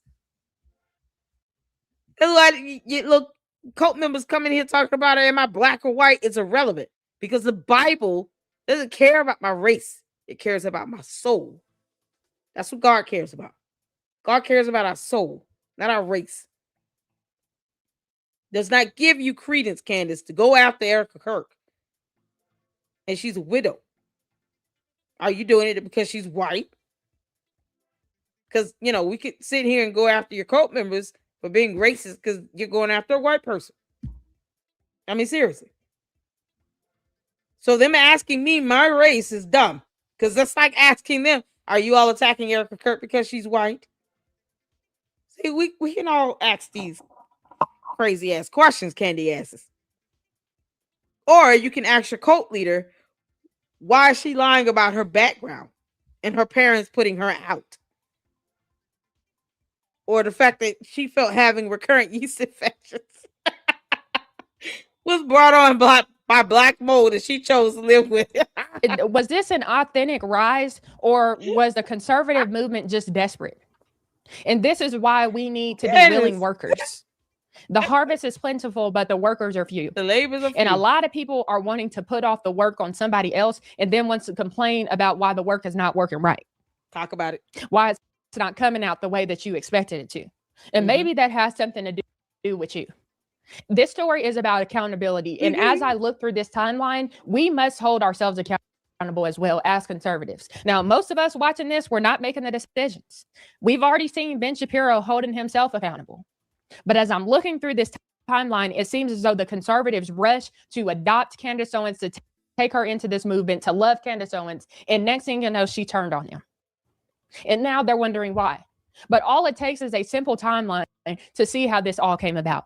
Now, 2021 was a turning point for me when it comes to Candace Owens. In 2021, I almost had the opportunity to meet Candace Owens. I was about 20 feet away from her, and I was about to walk up to her. And something in my spirit said, don't go up to her. I could see that she had an ego issue. She was full of herself. And at that same event that I was at, I went to an after party, and it was a VIP after party where you had to pay money to be in those rooms. And people were wondering, where is Candace Owens? Why is she not here? And Candace Owens was nowhere in sight. And a lot of people were saying at that time that Candace Owens was arrogant and that she was full of herself. These were conversations that were being had in 2021. Now, what also happened in 2021 is Candace Owens joined the Daily Wire. She also tarnished the reputation of rising star in the conservative movement, Kimberly Klacik. Kim Klacik here. Yes. So I'm going to update everyone. Everyone's asking for updates, and rightfully so. As you know, I'm still under investigation, and none of the allegations have been proven to be true. Basically, the big accusation here is that federal agents aren't doing their job, right? For so many people on the right, that was truly a turning point for them when it came to their support for Candace Owens, because they knew that. And Kimberly Klacik, we went over this lawsuit, people. I'm pretty much going over all the lawsuits that Candace has, except the charges she, caught at 17 for harassment, because it fits. And Kimberly Klacik was like, listen, just leave me alone. She was running a race. I think it was just within her district. And Candace just kind of targeted her. It's like she didn't want any competition with any other black female conservative that's attractive and wanted to just kind of dominate this. That's not how this works, Candace. And you have other black women who are also conservatives that her cult base forget about, and they think that Candace is the only black female conservative on earth because reasons. And now she doesn't even claim to be conservative. Go figure. It's the irony for me. Isn't that she's like, oh, I'm apolitical. Candace, stop copying me, Heifer. No, you're not. And I just don't get it. Just, Candace, go where you're happy. It's obviously it's not conservatism at all. Not even a little bit. I see this Adderall article, Candace, you wrote. Child, nothing conservative about this article, girl. Kimberly Klacik did nothing wrong, and her financial dealings in her campaign were completely fine, in good standing. Instead, Candace Owens went online, went on an Instagram live, and completely tarnished her reputation. Millions of Candace Owens supporters backed her just because they trusted her. And to those people who did that, if you happen to be somebody who backed Candace Owens during that time, you owe Kimberly Klacik an apology, and I hope you give her one. I know her. She's my friend, and a lot of y'all were wrong. Candace Owens also. Very wrong, Candace. I've read the court documents, and you were extraordinarily wrong. You just went out on the attack on this girl, and for no reason. I think there's enough space in conservatism for more than one black woman. The idea of you feeling intimidated and threatened by any other black woman in conservatism, Candace, is disgusting. You don't sit here and dominate that. And now you're not conservative at all because reasons. You got people out here that are supporting you, telling people not to vote for somebody. Make it make sense? She's not a conservative. Candace, just live in your truth. Hosted a series of Instagram live attacks against celebrities and other right-wing conservatives during that same year. She was posting attack after attack after attack. She also began selling these freedom phones. And I remember when she came out with that was interesting. I was like, okay, that was kind of out of, that was random, is what I was thinking. And next thing you know, the freedom phones didn't exist anymore. Never brought it back up, which is interesting. I mean, she was selling the phones for $500 and they were worth $120. What? And, it's interesting that she was doing that because people said in her, like during her current investigation that. Are you selling the phones for $500 and they were worth $120? Candace, that's a $380 markup. I understand math might go over your head, but trust the math on that. Why were you selling these phones for $500?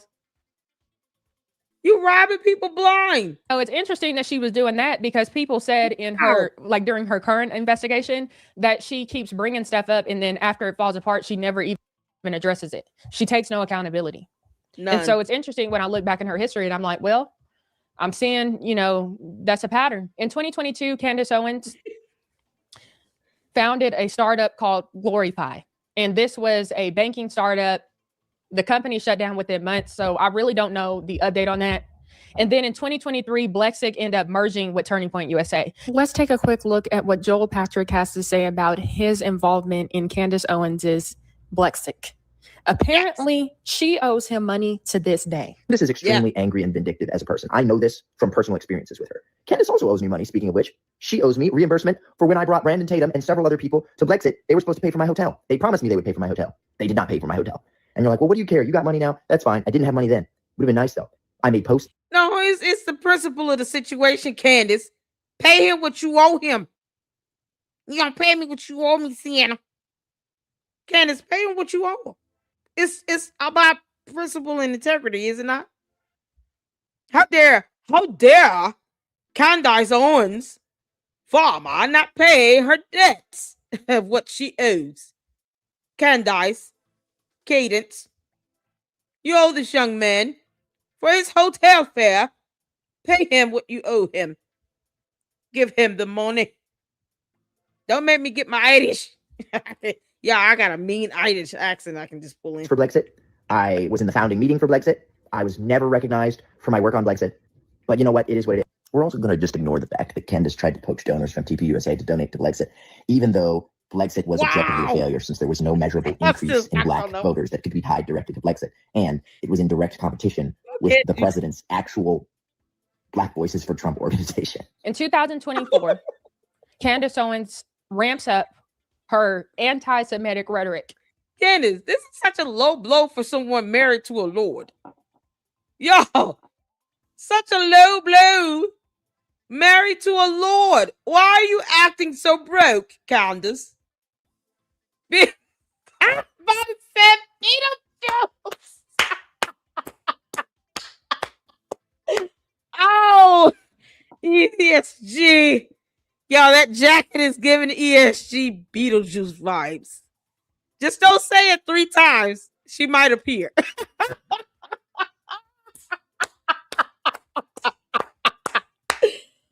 Oh, dear Lord.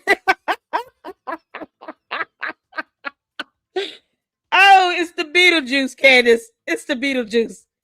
Da, da, da, da, da, da, da, da. Shake, shake, shake. Shake your body round. Shake, shake. You know that. Take it out of the top. I don't know the words. Candace.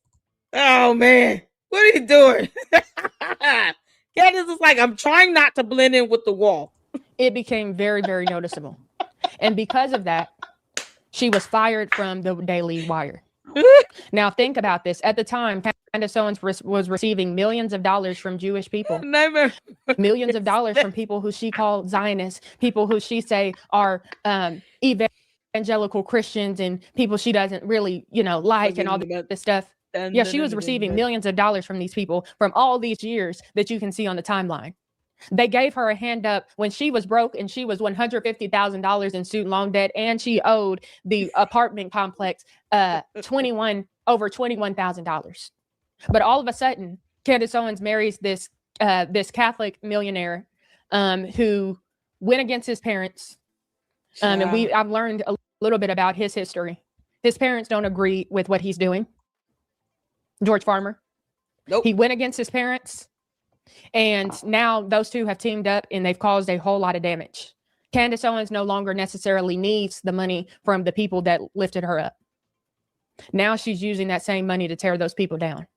And this is why you have to not be desperate and make quick decisions sometimes. Sometimes you have to let people's character develop and see their character develop over time before trusting them with such. Candace, you got an interview with Donald Trump and now you dog him out every other 3 words.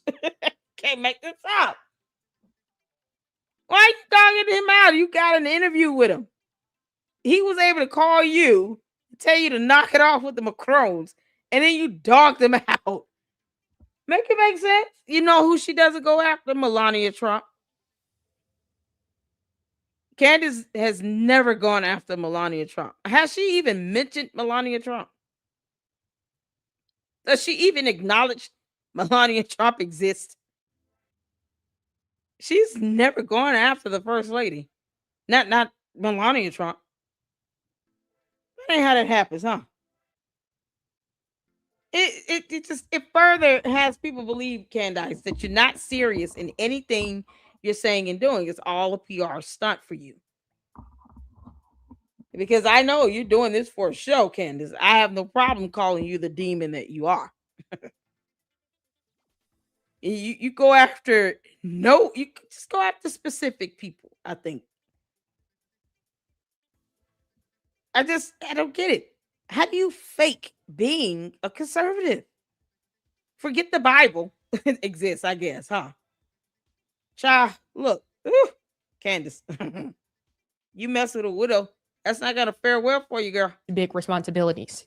That same year in 2024, Candace Owens' visa was also denied in Australia, and she owes to this day $100,000 worth of refunds to those citizens.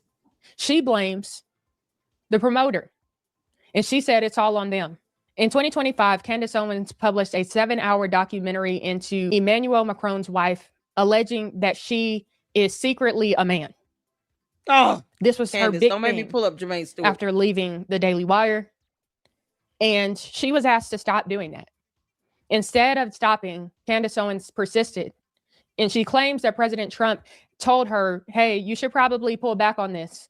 This is not a good look. I don't know if it was President Trump directly or someone from his team, but she brought President Trump in the conversation. And she didn't stop. And the Macron family filed a defamation lawsuit. Now, and then she cried like a baby and then was like, where's Trump and Vance at? You know, the vice president, J.D. Vance, who's not studying her. Why aren't they saying anything? They're attacking free speech. Defamation is not free speech. Candace, it's one thing when you're lying on yourself and your background. It's another thing when you're lying on someone being born a gender, which is a matter of human anatomy and biology. Two things you have not comprehended. You know, because you can't prove that you received a degree in journalism or English, and your KNAS cult members refuse to produce evidence that you've ever presented a degree you said you earned. To Amina, you ask us what she's lied about. She lied about her degree. Must we keep repeating that over and over again? Or are you going to compute that correctly? I told you, ask us what she lied about, or we can give you a list, honey. And we have the documentation. Where's that degree, Candace? Where is it? Show the degree. Show it. So she cried like a brat, you know, because she provokes and provokes. And then, just like in high school, she gets her ass whooped. Then all of a sudden, she wants to cry foul and cry victim. Candace, that's what cowards and punks do. Punks go out and try to have people's channels reported because you don't like what's being said, but it's the truth. It's an exercise of free speech and expression, freedom of the press. But when you go out and intentionally lie and you show a complete disregard of the truth, that is defamation, particularly slander and libel. And because you had that disregard of the truth, then it's malicious intent, to which they will prove. You have court next month, Candace. Make sure your little ass show up. Oh, and we're going to be giving updates on the court case for the Macron lawsuit this weekend. I got a couple messages at x.com on when I'm doing updates. Oh, we're going to be doing it this weekend. We're going to catch up on all of Nicholas Brooks' videos so that when she goes to court next month, you guys have an idea of what the options are and what she'll probably be doing. I think she's going to try to settle out of court because she really doesn't want to deal with the discovery. Candace, that's not her MO. And we've gone over her lawsuits. So the way she conducts herself in court when it comes to lawsuits, it's not all this lip service and her blowing hot air and hot breath, yeasty, foul mouth nonsense that she does all over her show. No, when it comes to the matter in court, it's a totally different ballgame. Candace has already admitted that she's defamed them. She's just trying to say that I defamed them in Tennessee. When no, you defamed them on the internet, which is interstate communication. Girl, that crosses state lines. Yeah, no, she thinks she has a legal argument. She doesn't. Funny how that works. Candace, don't respond and say that you defamed them at all. And I'm tagged in it. And don't think that I'm not going to snip that damn response, girl. You don't think I'm going to see that? Forward it over to the Macrons to help them out? Candace doing clown stuff on X.com. You don't even realize it. She told on herself twice. Candace, you're going to lose.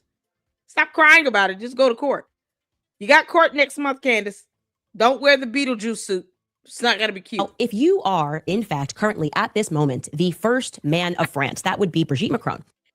And you are currently suing a podcaster in America named Candace Owens. And it is still ongoing. Late 2025, Charlie Kirk was assassinated at UVU. Candace Owens then releases a video revealing new information about Charlie Kirk, that he had been considering becoming Catholic. She was urging him to just take the next step.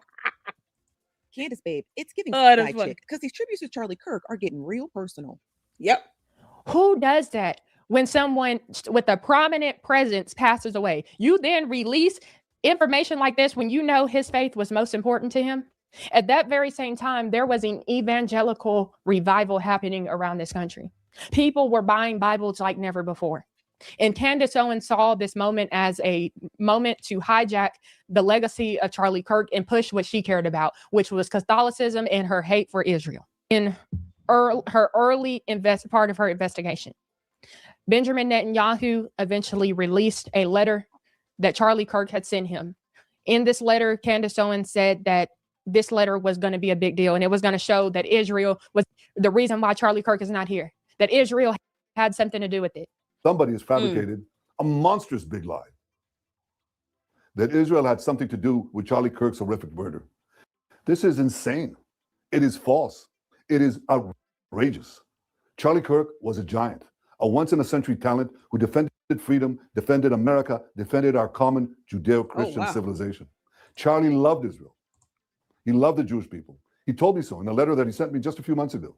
Well, once Benjamin Netanyahu released that letter, the world saw that Candace Owens, what she said was not adding up. CNN also sat down with Candace Owens. CNN presented court filings detailing Tyler Robinson's involvement in Charlie Kirk's assassination. When you say you believe that Charlie Kirk was betrayed by someone close to him, what do you mean? I think that in the coming weeks, there's going to be a lot of financial reports that are coming out. And I, first and foremost, do not believe it. Wolves of Finance, is he enjoying that cease and desist letter he got? Is he still running his mouth? He's going to get sued. Yeah, is Wolves of Finance your source, Candace, for the financial stuff? He's an idiot. And why is he asking for attorney's fees? It's funny how he put out all this nonsense. Defamation is not protected free speech. And then he turns around and asks everybody to help him pay for attorney's fees. Make it make sense? No, Wolves of Finance, you got it. Go represent yourself, clown. Tyler Robinson killed Charlie Kirk. I want to be very clear on that. Whether he was involved, I think the answer is yes. I think. Candace, who pulled the trigger on the gun? Because you were supposed to be telling us this back in October. Who pulled the trigger on the gun, Heifer? You've been stringing your whole people along. Now you're off on a tangent attacking widows and violating the scriptures in the Bible. And yet you can't tell us who pulled the trigger on the gun. That's obvious. Give us the and evidence. your basis for saying he didn't act alone is what? I don't know, maybe the weird Fed messages that were concocted out of thin air that had no timestamp and were written like they were speaking in 1822, among other things. Their lack of an ability to answer any basic questions about what took place. Do you have any proof? Yeah, but no evidence on it. Where's the evidence of the person with the weapon in their hand pulling the trigger on the gun? Any DNA evidence, fingerprints, blood, tears, sweat, hair samples, footprints. Where's the evidence? Candace, I shouldn't even have to tell you what type of evidence to go and get. Can't make this up. That the messages were made up because that would be easily proven. Yeah, but they didn't put timestamps on them, and Discord came out and said they didn't exist. This was supposedly text messages, not Discord messages. It's my understanding from the indictment. I actually did not read that they were text messages. The indictment. You didn't read it at all. What would it be like the feds are like on a computer, like typing it out back and forth? That's exactly what it is. The feds made up the text messages. But you don't have anyone from like the FBI telling you. The feds is not spearheading the investigation. And it's the Attorney General, the state of Utah. Give the man his credit. FBI does not have jurisdiction over that investigation. It is the state of Utah. God, why is that so hard for her to be consistent about? It's not like she's never said it. She said that. She said it after her interview with, it was the meetup where Erika Kirk and someone else flew out to Tennessee and told her to kick rocks and, we're not going to warn you again. Yeah, even though they did warn her with a cease and desist, just file a lawsuit. But the next episode, she came and said, yes, no, it's not the FBI. It's the Attorney General for the state of Utah spearheading that investigation. And what does her cult base hear? Everything but that. And They could just Google and read it, because reading is fundamental. They won't do that either. Candace, so apparently you're going to have to command them to believe, I guess, because, they could just read it. But you're going to have to command them, again, to know that the FBI is not doing the investigation into Charlie Kirk's assassination. It is the prosecutor for the state of Utah. The AG. Yeah, because that's how that works. That I have leaks. Okay. No. Has anyone leaked to you? And Tyler Robinson has anyone said to you, even off the record, like, yeah, we faked these? I have very strong sources everywhere on both sides. No evidence. Well, I look forward to seeing the evidence. Yeah, sure. Because when we keep talking about evidence, it's like, who's going to present that evidence? Like the mainstream media? Like who? No, you, heifer. You, heifer. You. Candace, you present the evidence. You gather the evidence. You get the documentation. And then you show it in the camera in front of George. He's behind the camera. So you put the documentation in your PowerPoint, your presentation, whatever you're doing, and show everybody in your video. Why is she not understanding how evidence is presented? Piers Morgan was right. Candace, you are bad at this. You're bad at this. No, I was right. I said that. Who are you expecting to come out? That would be a hot story. No, it wouldn't be. It would be. It wouldn't be. If the FBI, like if I had a source telling me, like if I had proof that the FBI faked those messages, that would be an enormous story. Did y'all also catch how Candace Owens didn't trust the feds when it came to Kimberly Klacik either? It's almost like Candace Owens believes that she is of some sort of higher authority than people who are actual professionals in their field. Now, I'm not saying that all federal agents tell the truth, but I'm saying that is interesting. Tyler Robinson's lawyer has even said, stop listening to people who have been saying stuff online. And we know who's been the main one talking. Because the reality is, if releasing footage, if releasing clear footage of what Candace has no perception of how laws work regarding evidence in a criminal case. Because laws are something that her cult members can look up and read as well.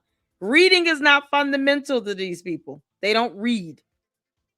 They just hang on what she says out of her mouth. Candace, that's why you need to show them the law pertaining to evidence being released in a criminal investigation. Because they're only going to believe it if you say it. You're their cult leader. You need to lead better. Candace, you're dragging your coat down to the fiery pits of hell or wherever you're going. Zanzibar, who knows? You're going to have to do better with being, the cult leader that you are. What happened on that day means that you are going to lose in court. That it probably signifies that the person that you are trying to bring to court didn't do it. Keep in mind, this was the same person who was disqualifying Charlie Kirk's chief of staff because he used to be an intern in the office. But, oh yeah, she's an expert. They presented the evidence to Candace Owens that the police have at this point, and Candace Owens didn't even know the information that they released. She was, of course, completely confused. At that moment, we all realized that she hadn't even read up on the story. But yet she had hosted a full-on investigation into Charlie Kirk's assassination.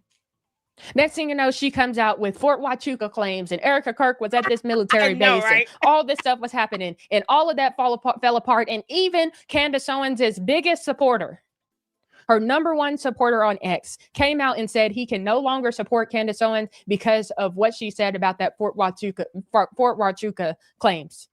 He said that those were false and everybody could see it. In 2026, Candace Owens doubled down. This leads us to where we are today. Candace Owens received a second cease and desist letter from Turning Point USA, and she laughed it off. Right, you guys, happy Wednesday, and congratulations to me. Congratulations are in order to me. I received my first legal letter of 2026. I would say that it took longer than expected, right? It was 20 days into January, yesterday at least, when I received it. I think that's a record. I'm proud of myself. Wasn't a big deal to her. And then she doubled down even more. She has now started an investigation into Charlie Kirk's widow, Erika Kirk, because she has a feeling that Erika Kirk was involved in Charlie Kirk's assassination. It's fascinating that this one word that completely destroys and throws us off track is also a word that in some ways rhymes with the history and what we're going through today. And it's dangerous to want to be someone or something that you're not. To perform, to impress, to strive to be equal to another broken human. I find it absolutely intriguing, the act of comparing yourself to another person, because truly, how well do you know that person that you're comparing yourself to? Sure, you see their highlight reel on social media, you see their outward appearance, but do you ever see the reality? More oftentimes than not, we don't. And it's almost like the act of comparison, you're creating this fake illusion of jealousy that doesn't even exist. And I have watched firsthand this one single word destroy some of the most talented people in their industry. And it doesn't matter what age you are, what demographic. Like I said, I've been in the entertainment industry since I was 13. I've been a business owner since I was 17. And it doesn't matter if you're walking across the stage for Miss USA or if you're in a boardroom, comparison bleeds into all of it. And to think that the girl sitting next to you is your comparison, is your competition. That's how Candace thinks. She thinks everybody's her competition. Candace, no one stun you when you don't pay our bills. We owe you nothing, heifer. Child boo, at least the cult members are used to me calling her heifer. You know, I don't owe her anything. She's not my god or cult leader. There's no cult leader in my life at all. And she's certainly not God. Candace, you need to do a better job of commanding your people to spell your name correctly. They still cannot do that. Can't make this up. It was funny. One of them said that she went to the school that Umar went to as well. That was funny. That was funny. I laughed on that one. You know, because Umar's an idiot. Oh, dear Lord. Candace. No one cares how you feel. Okay? You've been wanting to force people to care how you feel for decades. It's not happening. Because your feelings aren't even validated at this point when you're just sitting here going after somebody who's not stunning you. But when she sues you, I want you to keep this energy up, heifer. I want you to go to court and be just as cocky and arrogant as you are every time you get behind that camera or in front of it where George is standing behind it. George, how's the Bullying Done Club working out for you? Y'all know he's walking around in a pink tutu. He's singing this Raining Man every day. Come out the closet, George. Candace, keep this energy up. If you're going to sit here and brag about getting cease and desist letters, then why get mad when you get one? Why get mad when you get hit with a lawsuit? Take it like a champion. You know, the way you grabbed this woman's butt and you took that photo. The cult members don't even care about that. They can care less if she's taking photos, kissing other women and grabbing their butts. They find that to be cool. Somehow that's conservative. Can't make this up. Is that very Christian-like, Candace? Is Christ king when you're walking around here grabbing another woman's butt with your whole hand and she's squeezing? You're taking photos? Yeah. And the woman is wearing wet clothes. Is Christ king in that photo? You can't make this up. Is Christ king in that photo, heifer? When you're grabbing another woman's butt and she's got on soaking wet clothes and you were pregnant. And you standing out like, yeah. Yeah, Candace has a very checkered past and she just doesn't want to tell the truth about it. Why lie, Candace? Live in your truth.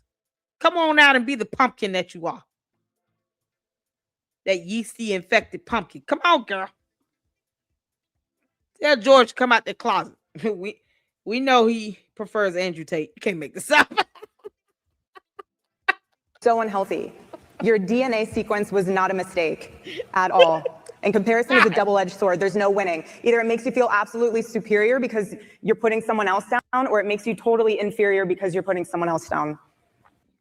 And the prideful side of comparison is just as ugly, especially as we scroll through social media. Is that feeling rooted in truth, or does that feeling have something to do with Candace Owens' past? And the fact that she once met a white girl with blonde hair and she wanted what that girl had. Then she was later on bullied by 3 white girls. And this, I don't think she was bullied. I just think she got her ass whooped. Candace was probably egging them on, saying and doing dumb stuff, being the mean girl she is. And then they whooped her ass. I mean, come on. I have seen zero evidence to prove that they were bullying her. They got caught on camera whooping her butt, but that's one fight. Candace, what were you doing to them all the rest of the time? You can't antagonize people and go messing around with their boyfriends and stuff. And then think they're not going to try to... God, they was like, okay, it's on and popping. Beat the crap out of you. Candace got her butt whooped. Why you didn't fight back, Candace? You didn't... Where was your sisters at? Or this cousin? You used, she treats a cousin like a pet or a gnome. I just helped my cousin sit in and just look intimidating. All right, what was that cousin that when you was getting your ass whipped at Blockbuster? Candace, were you really racially profiled? You got $37,000 out of that. And then you claimed that your parents cut you off financially, kicked you out the house, and you had to go live with your boyfriend at 14 years old for 6 months. But you didn't report that. Well, and now she has 2 degrees and won't show proof of either. Just show one. You can't make this up. Proud of getting cease and desist, but get mad when she get hit with the lawsuit. They didn't have to send you a cease and desist. They didn't owe you that. One more thing Candace refuses to Google and read. Erika Kirk is going to sue the badoozy out of her. And it's going to feel like that ass whooping all over again you got from those 3 girls, Candace. That you probably pissed off at some point. Getting charged with harassment is not cute.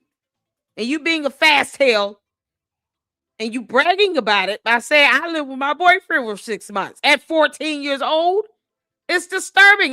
That's not even normal.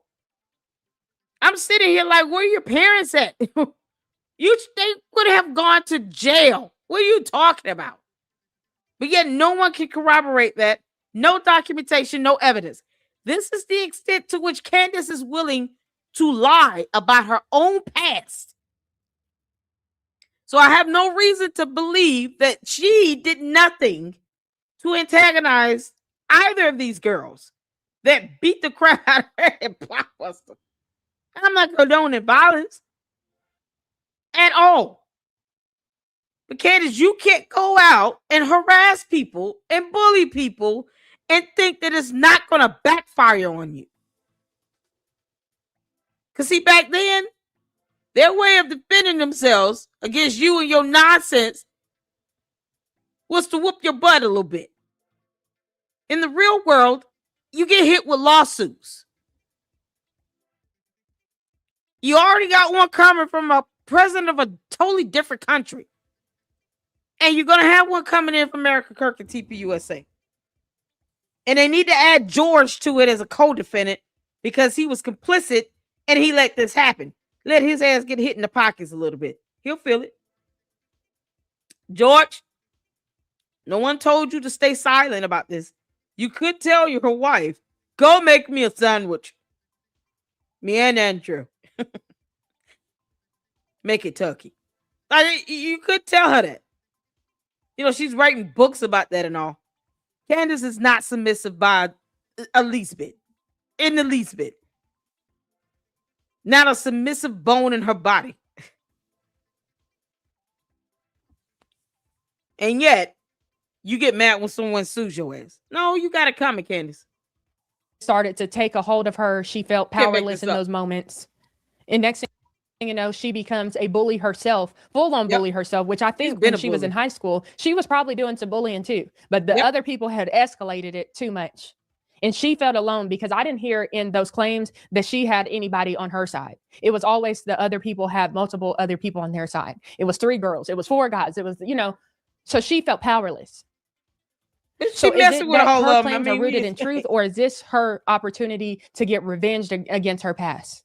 Finally, the Macron case is still ongoing as of 2026, and Candace Owens needs your money. She really needs it. So buy all of her merch. Nothing to see here, because she's telling you the truth. So be sure to support her channel and everything that she's doing, because everybody's against her. This has nothing to do with her. It's all about everybody else.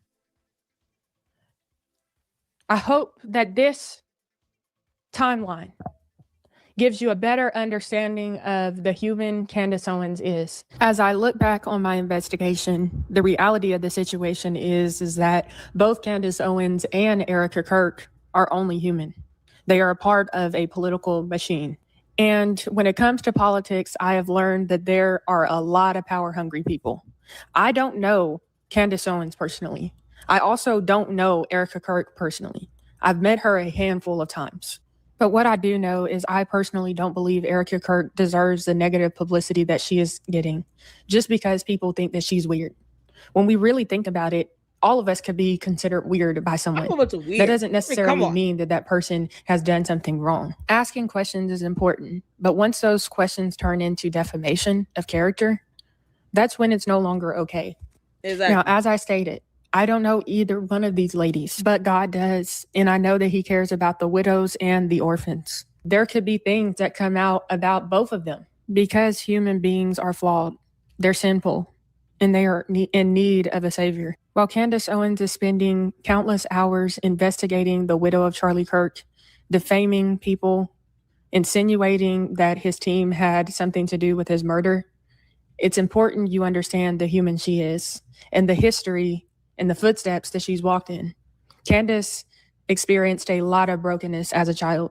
She was a lonely child. She also felt powerless. She experienced bullying and she became a bully. And as we still see today, she is still being a bully. We are in the fight of our lives. We are fighting for the mindset and heart of my generation.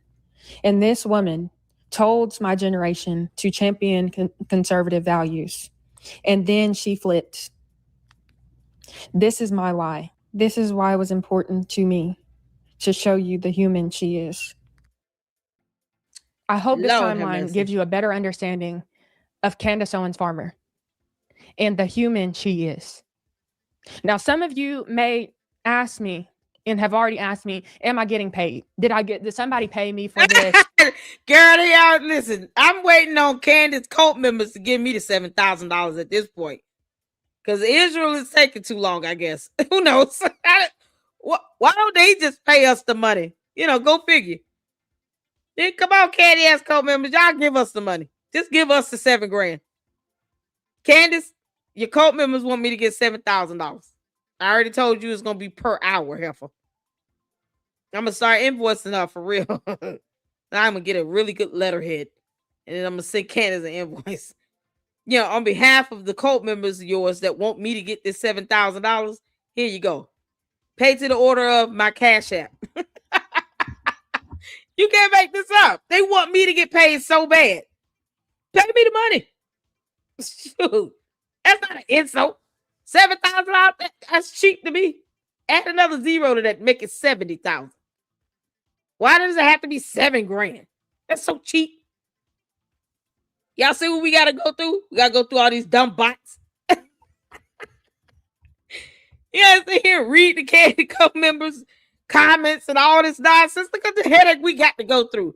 We got to research, come up with evidence, documentation to prove Candace still does not have a degree. Reached out to the school. She still can't present a degree. Candace, we go through a lot to talk about you. The headache that you are for an hour when you're talking in your videos. I mean, you really think $7,000 is enough? No, it's not. Why don't you triple that? As a matter of fact, what the Bible says, 70 times sevenfold. I'm looking at more like $49,000. Just multiply that, girl. Yeah, you sitting here cheating us on this money. Give us more. What are you talking about? $7,000 is not enough, Candace. And why do the cult members keep coming up with that number? I've asked them every single time, where did you get 7,000 from? Why is that the number? I mean, wouldn't it be like 144,000 if they really want to hurt our feelings? It represents the 12 tribes of Judah. So the $144,000 is just like, oh, that's just too much. What difference does it make? They just coming up with numbers. Give me the $144,000. For the 12 tribes and the chosen ones, give me the $144,000. Good grief. Stop shortchanging us. All that we got to go through to sit here and talk about Candace. Stop shortchanging us. Can't make this up. Y'all, shout out to Tamira. I wanted to get in this article right quick before we end. Candace wrote this September 17, 2015. Candace. How I scored an Alderall's prescription without so much as a doctor's evaluation. 3 easy steps. Why are you writing articles like this, Candace? This is so disturbing. This is why, and I don't think I disagree with what Tamara said is her being a bully. Candace has always been a bully. She's always been a bully. What she has not always been is held accountable for it. And I think that butt whooping that them 3 girls gave you was just a taste of that accountability. Candace, you walk around grabbing other women's butts, taking photos when you're pregnant. Yeah. Can't make this up. I highly doubt that woman enjoyed that photo. She didn't look happy at all, Candace. Candace looked happier than the woman did. Candace, how did you score a whole prescription like this? Shouldn't you be in jail for pushing pills? This is the stuff that she wrote in 2015, as opposed to just going to school and getting an actual journalism degree. This is a how-to guide for anyone that is looking to score an amphetamine salt/Adderall prescription. Amphetamine. Why are you pushing this type of pill? That's a dangerous drug, Candace. When you're only 90 pounds and you're skin and bones and gaunt, that is the last thing you should be pushing. Candace was smart, but why are you taking strong meds like this? And you have not been evaluated by a doctor? You can't make this up. Did it conflict with that yeast infection going on? Candace, was the Adderall a way for you to try to subside the yeast infection symptoms away? It must have been an itching and a burning and a pain. Candace, it's believable for you to still pee in the bed at night. You can't make this up. Yeasty is down there destroying that bladder. Oh, good Lord. She's up here getting amphetamines and all this stuff, prescriptions, but doesn't really have the time or acting skills required to go get diagnosed with ADHD. Candace, do you have to act? I mean, we can just watch like 3 or 4 videos of you acting like you literally carrying on as if you have ADHD. And then let's not mock that, Candace, okay? There are people who actually have ADHD and they didn't ask for that. So, no, she thinks you got to have acting skills to get diagnosed with. You can't make this up. Step 1, live in America. Because, for reasons, you can only be American and get Adderall. Oh, this is a simple but very important step because this is the extent of her English. Candace, you went to school and this is what you learned when it came to grammar and syntax. Everyone knows that if you want a prescription without a reason, everyone knows. Everyone knows this. Does everyone know this, Candace? Oh, it's the grammar for me. It's the grammar. I can imagine Jay Witt reading this. He's a retired teacher and all. Deacon would be so mad right now. Yeah.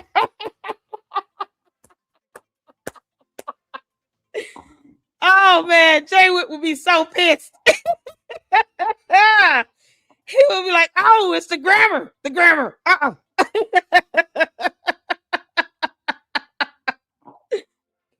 Oh, dear God.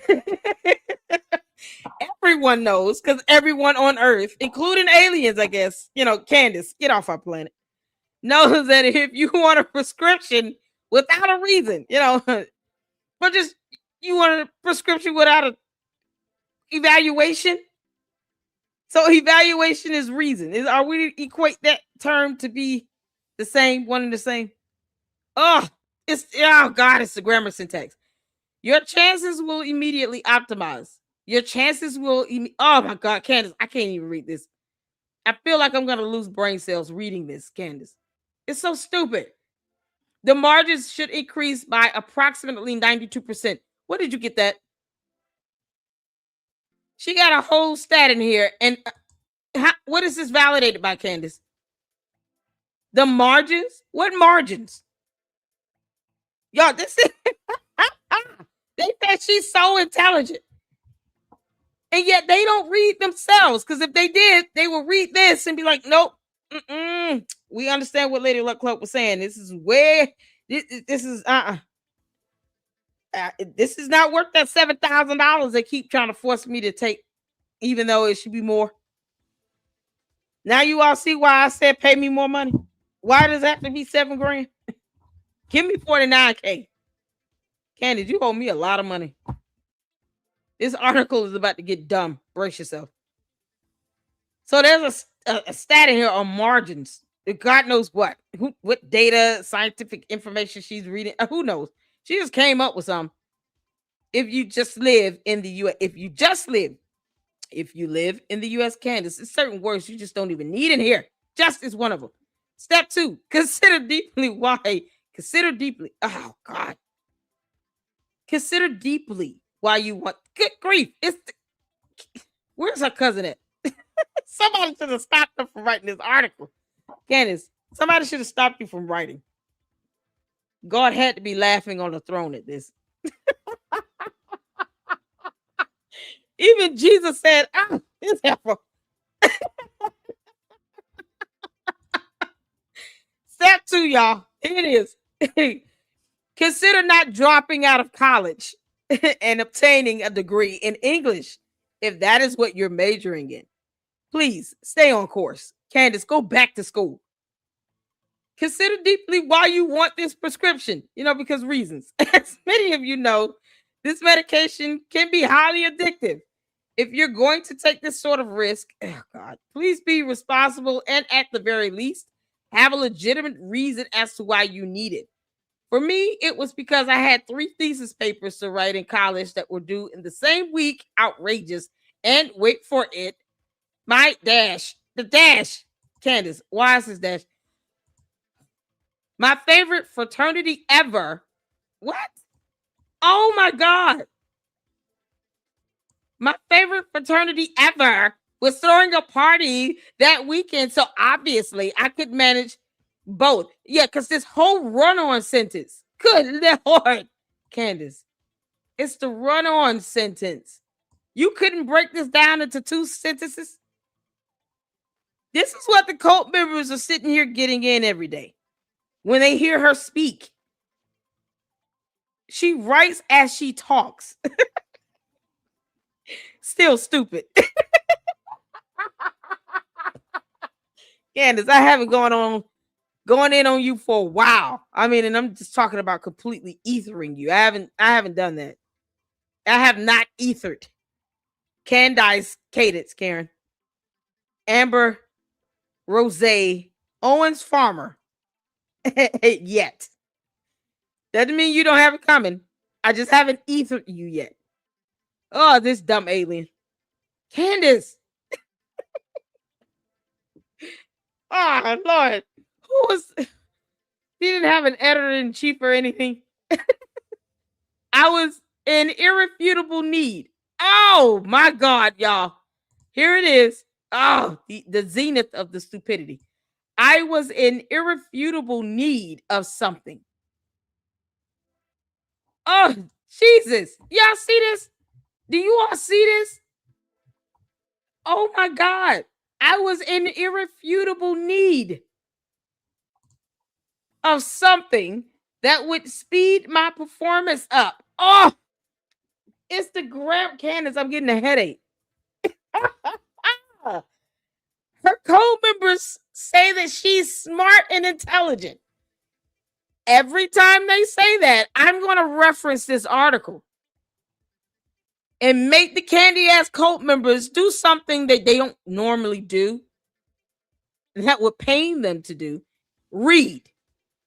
You're going to read this damn article every time you say, Candace is smart and she's so intelligent.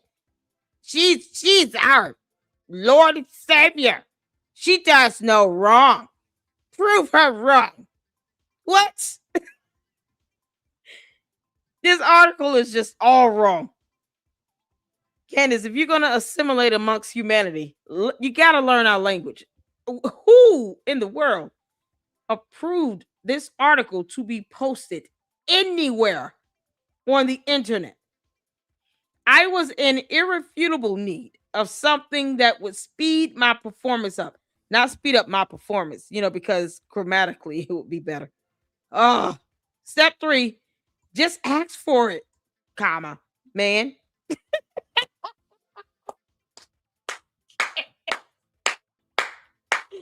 Yeah, she's supposed to be homeschooling 4 children.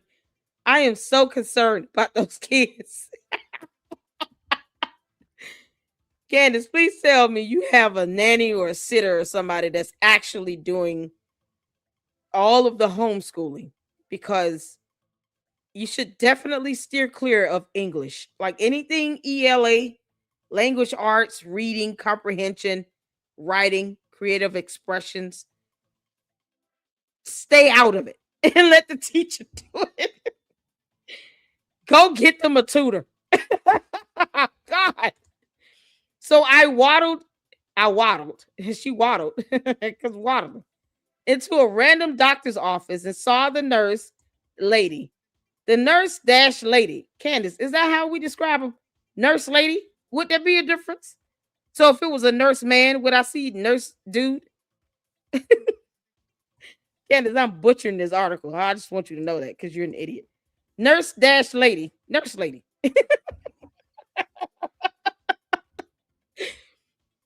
Yeah, not nurse dash dude or nurse guy. Nurse lady. The one that comes in before the doctor and takes your blood pressure, asks your medical history, etc., etc. Oh, are you talking about the tech? Or a CNA? Candace, you couldn't just give the job title? The nurse lady. The nurse lady. I can't believe this. She had 4 kids, you all. Can you imagine doctor coming in or the nurse? And she's like, hi, are you the nurse lady? Are you here to give me more IV fluids? I'm giving birth. Candace, oh God. Oh man. Oh, y'all, this is the zenith of her intellect. Candace, I know you listening, you dumb doornail. You can't make this up. Oh, Beetlejuice.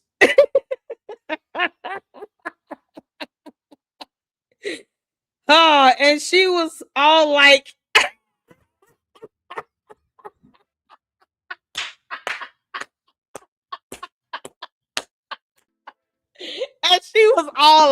oh God. Oh God. Oh man, why you all put me up to this? Who sent me this? I'm about to be so mad at you.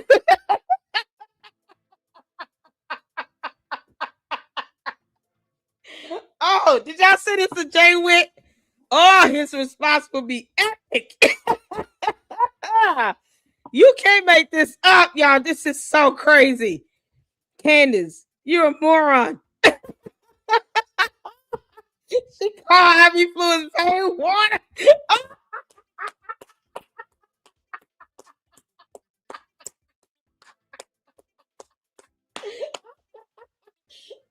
good God.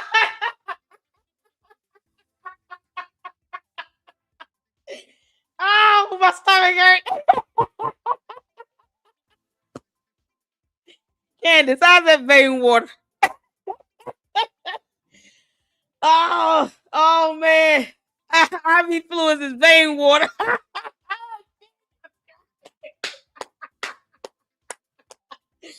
Oh, that's priceless. Woo, child. She called it vein water. Oh my God. Yeah, no, you don't even have to ask. That's exactly what she calls it. Vein water. Is this vein water? Oh God. Oh Lord have mercy. Can y'all imagine what she calls monostat 7?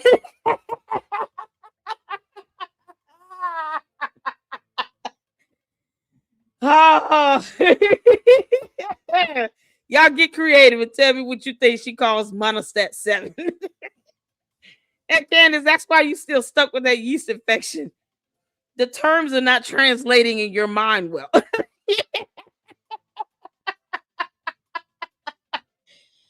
Oh man. Oh my good God in heaven. Oh, Candace. Oh God. Yeah, we gotta have a good laugh on her behind. Y'all, what you think she calling monostat 7? That's why yeasty is still here. It's lingering. Who, Lord? She doesn't even know what to tell the doctor lady to get rid of it. Oh. If we got nurse lady, it's got to be Dr. Woman. You can't make this up.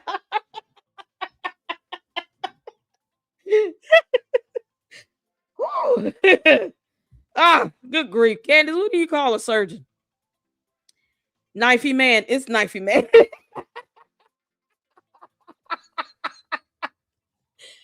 Oh, good God.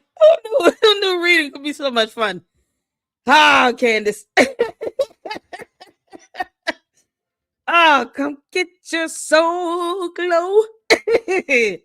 And that vein water. Just let it shine through. Yeah, why Candace is stuck with yeasty dough. Oh, human cream. Who knows? Where we come out of? Oh, yeah. This is why she can't listen. Candace, it's called monostat 7. When you go to the store, just look for that on the box. monistat-7, okay? Because I know you don't know the difference between the letter N and the number 9. You told on yourself with that one. She said that herself. We were like, oh, okay, wow.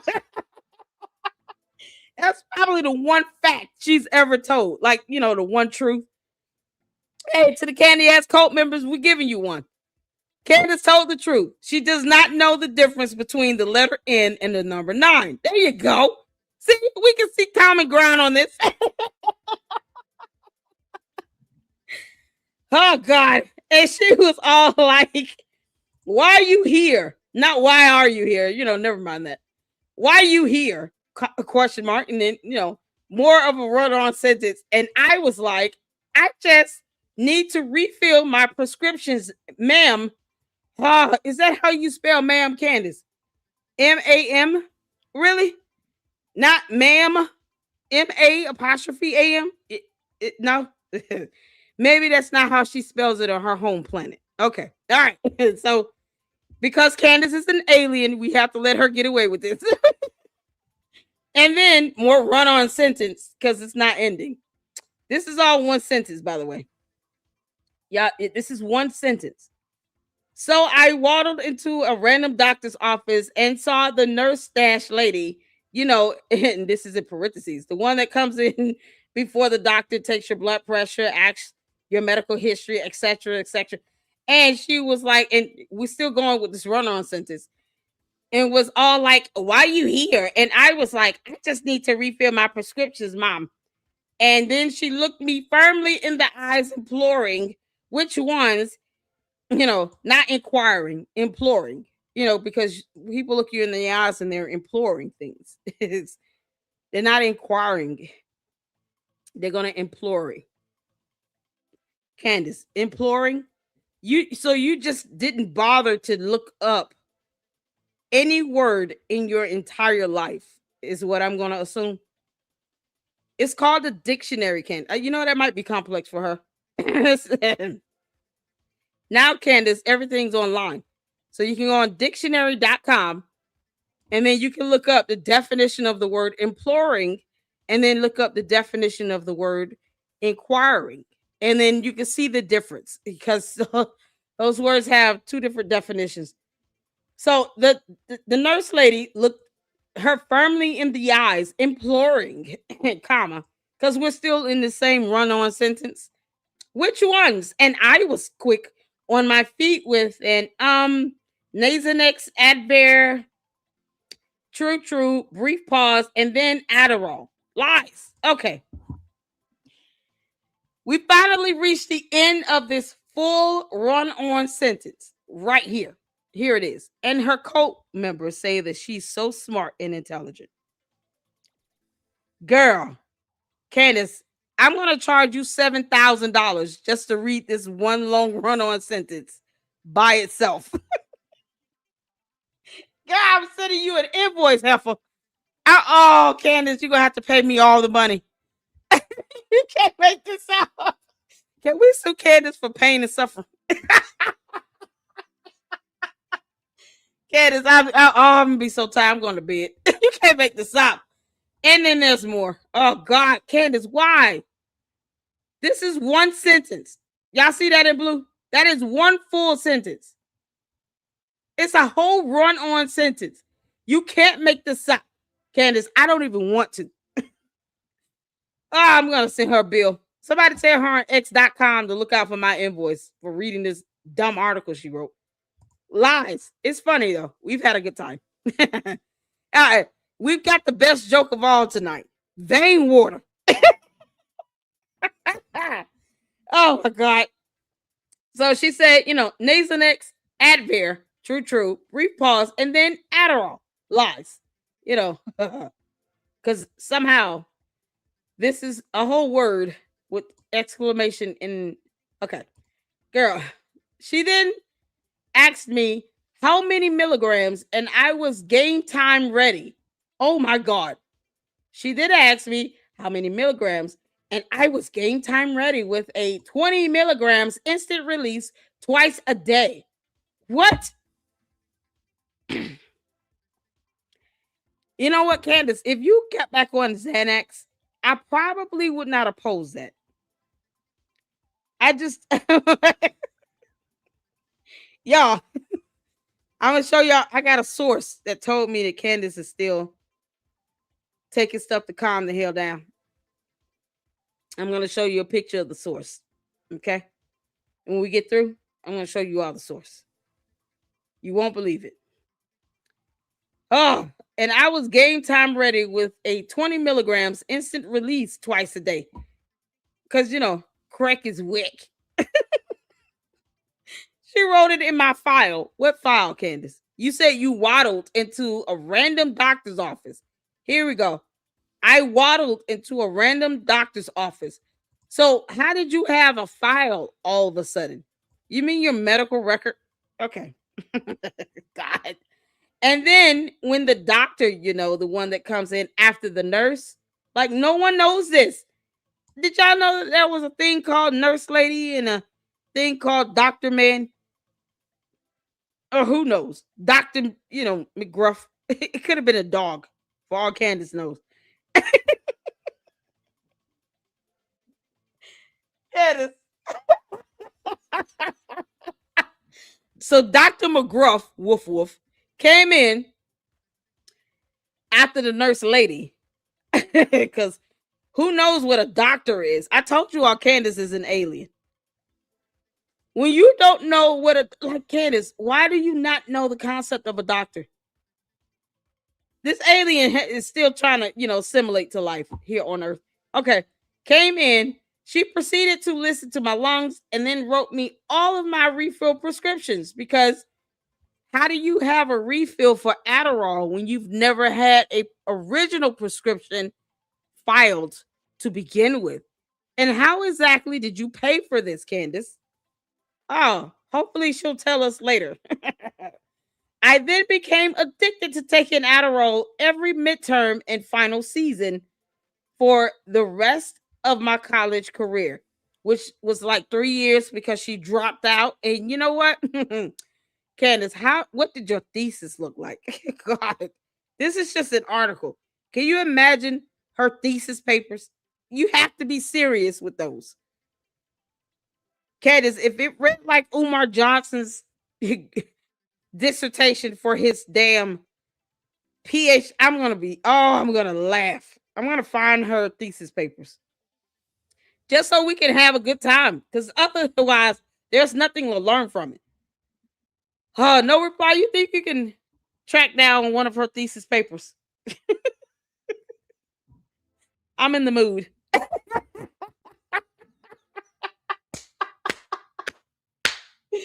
Oh, boy, Candace. Oh, man. This is priceless, Candace. We get your thesis papers. We're going to have a good old time up in here. Just to be an old-fashioned storybook reading style. Just ignorance on steroids from you. The zenith of your mindset and how you think. Because, your cult members think you're so smart. Can't make this up. Yeah, never mind this whole long run-on sentence right here, though. Because somehow that's proper English. Okay. Now, I know what some of you concerned folks, concerned in parentheses, all parents, folks are thinking right now, before you get all crazy in the comment section, no comma. Let me just clear the air. Period. That should have been a period. Yes, I made it to the frat party that weekend. Hashtag God bless America. Stay tuned for part 2 when I forego. Is this how you spell forego, Candace? Is this how you spell forego, Candace? Candace, that's not how you spell forego. Y'all.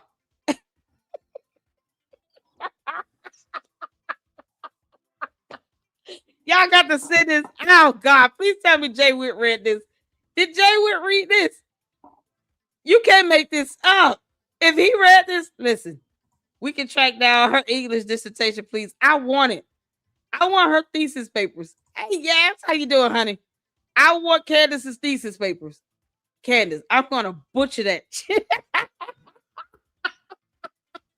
I'm going to tear those thesis papers up, girl. And you in the process. We're going to laugh for hours. Do you understand? My jokes will be unlimited.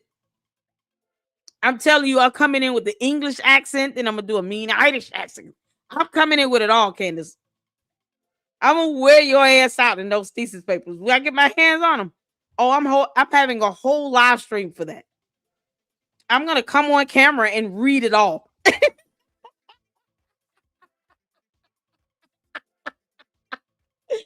Oh, I want you to sit there and just soothe and just loathe. Just seethe. And loathe me reading your thesis papers. Oh, good Lord. You can't make this up. Candace, how do you spell forego, girl? This dumb heifer. And she's supposed to be homeschooling 4 children. Candace, spell forego. You can't make this up. And I want to see it in a thumbnail, because you always listen to my videos, and then somehow my ideas end up as thumbnails or titles of your videos. Like Bride of Chucky. Somehow she took that and turned it into Bride of Charlie, because it was so original. You couldn't make up something better. You're already gonna get sued. Erika Kirk is gonna sue the crap out of you. Erika Kirk, when you sue her, please present this article to the jury so that they can see. Candace is really an idiot. Exhibit 8. Ask her. Have your attorney ask her how to spell forego on the stand when she's being cross-examined. That's going to be funny. Candace, this is not how you spell forego. Satire and seriously discuss how I effed up. Oh, God. Seriously discuss how effed up it is that 0% of the above story is a lie. She wants us to know that she was telling the truth. Oh, Jesus Christ. Candace, this sucks. Oh, God. Oh, my God.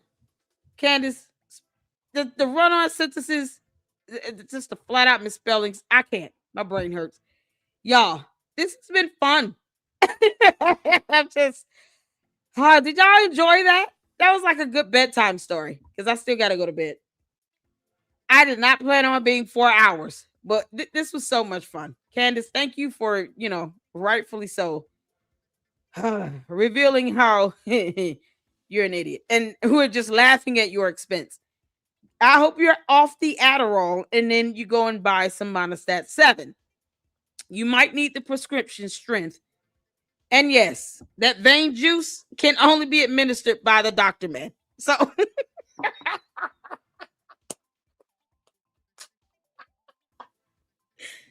do not get on the nurse next time you go to a hospital. Do not get on the nurse lady nerve. They have the ability to inject medicine into your vein water. And if you piss off the doctor man, the doctor man is really going to give you something to put you to sleep. He's going to be like, you know what? I read that article you wrote. And, just for the sake of humanity, here you go. Just relax. You can't make this up. Oh, Candace. It's the yeast infection, you all. It's causing a brain rot. Monostat 7, Candace. You can't make this up. What y'all? Y'all, this has been something else. Oh, good grief.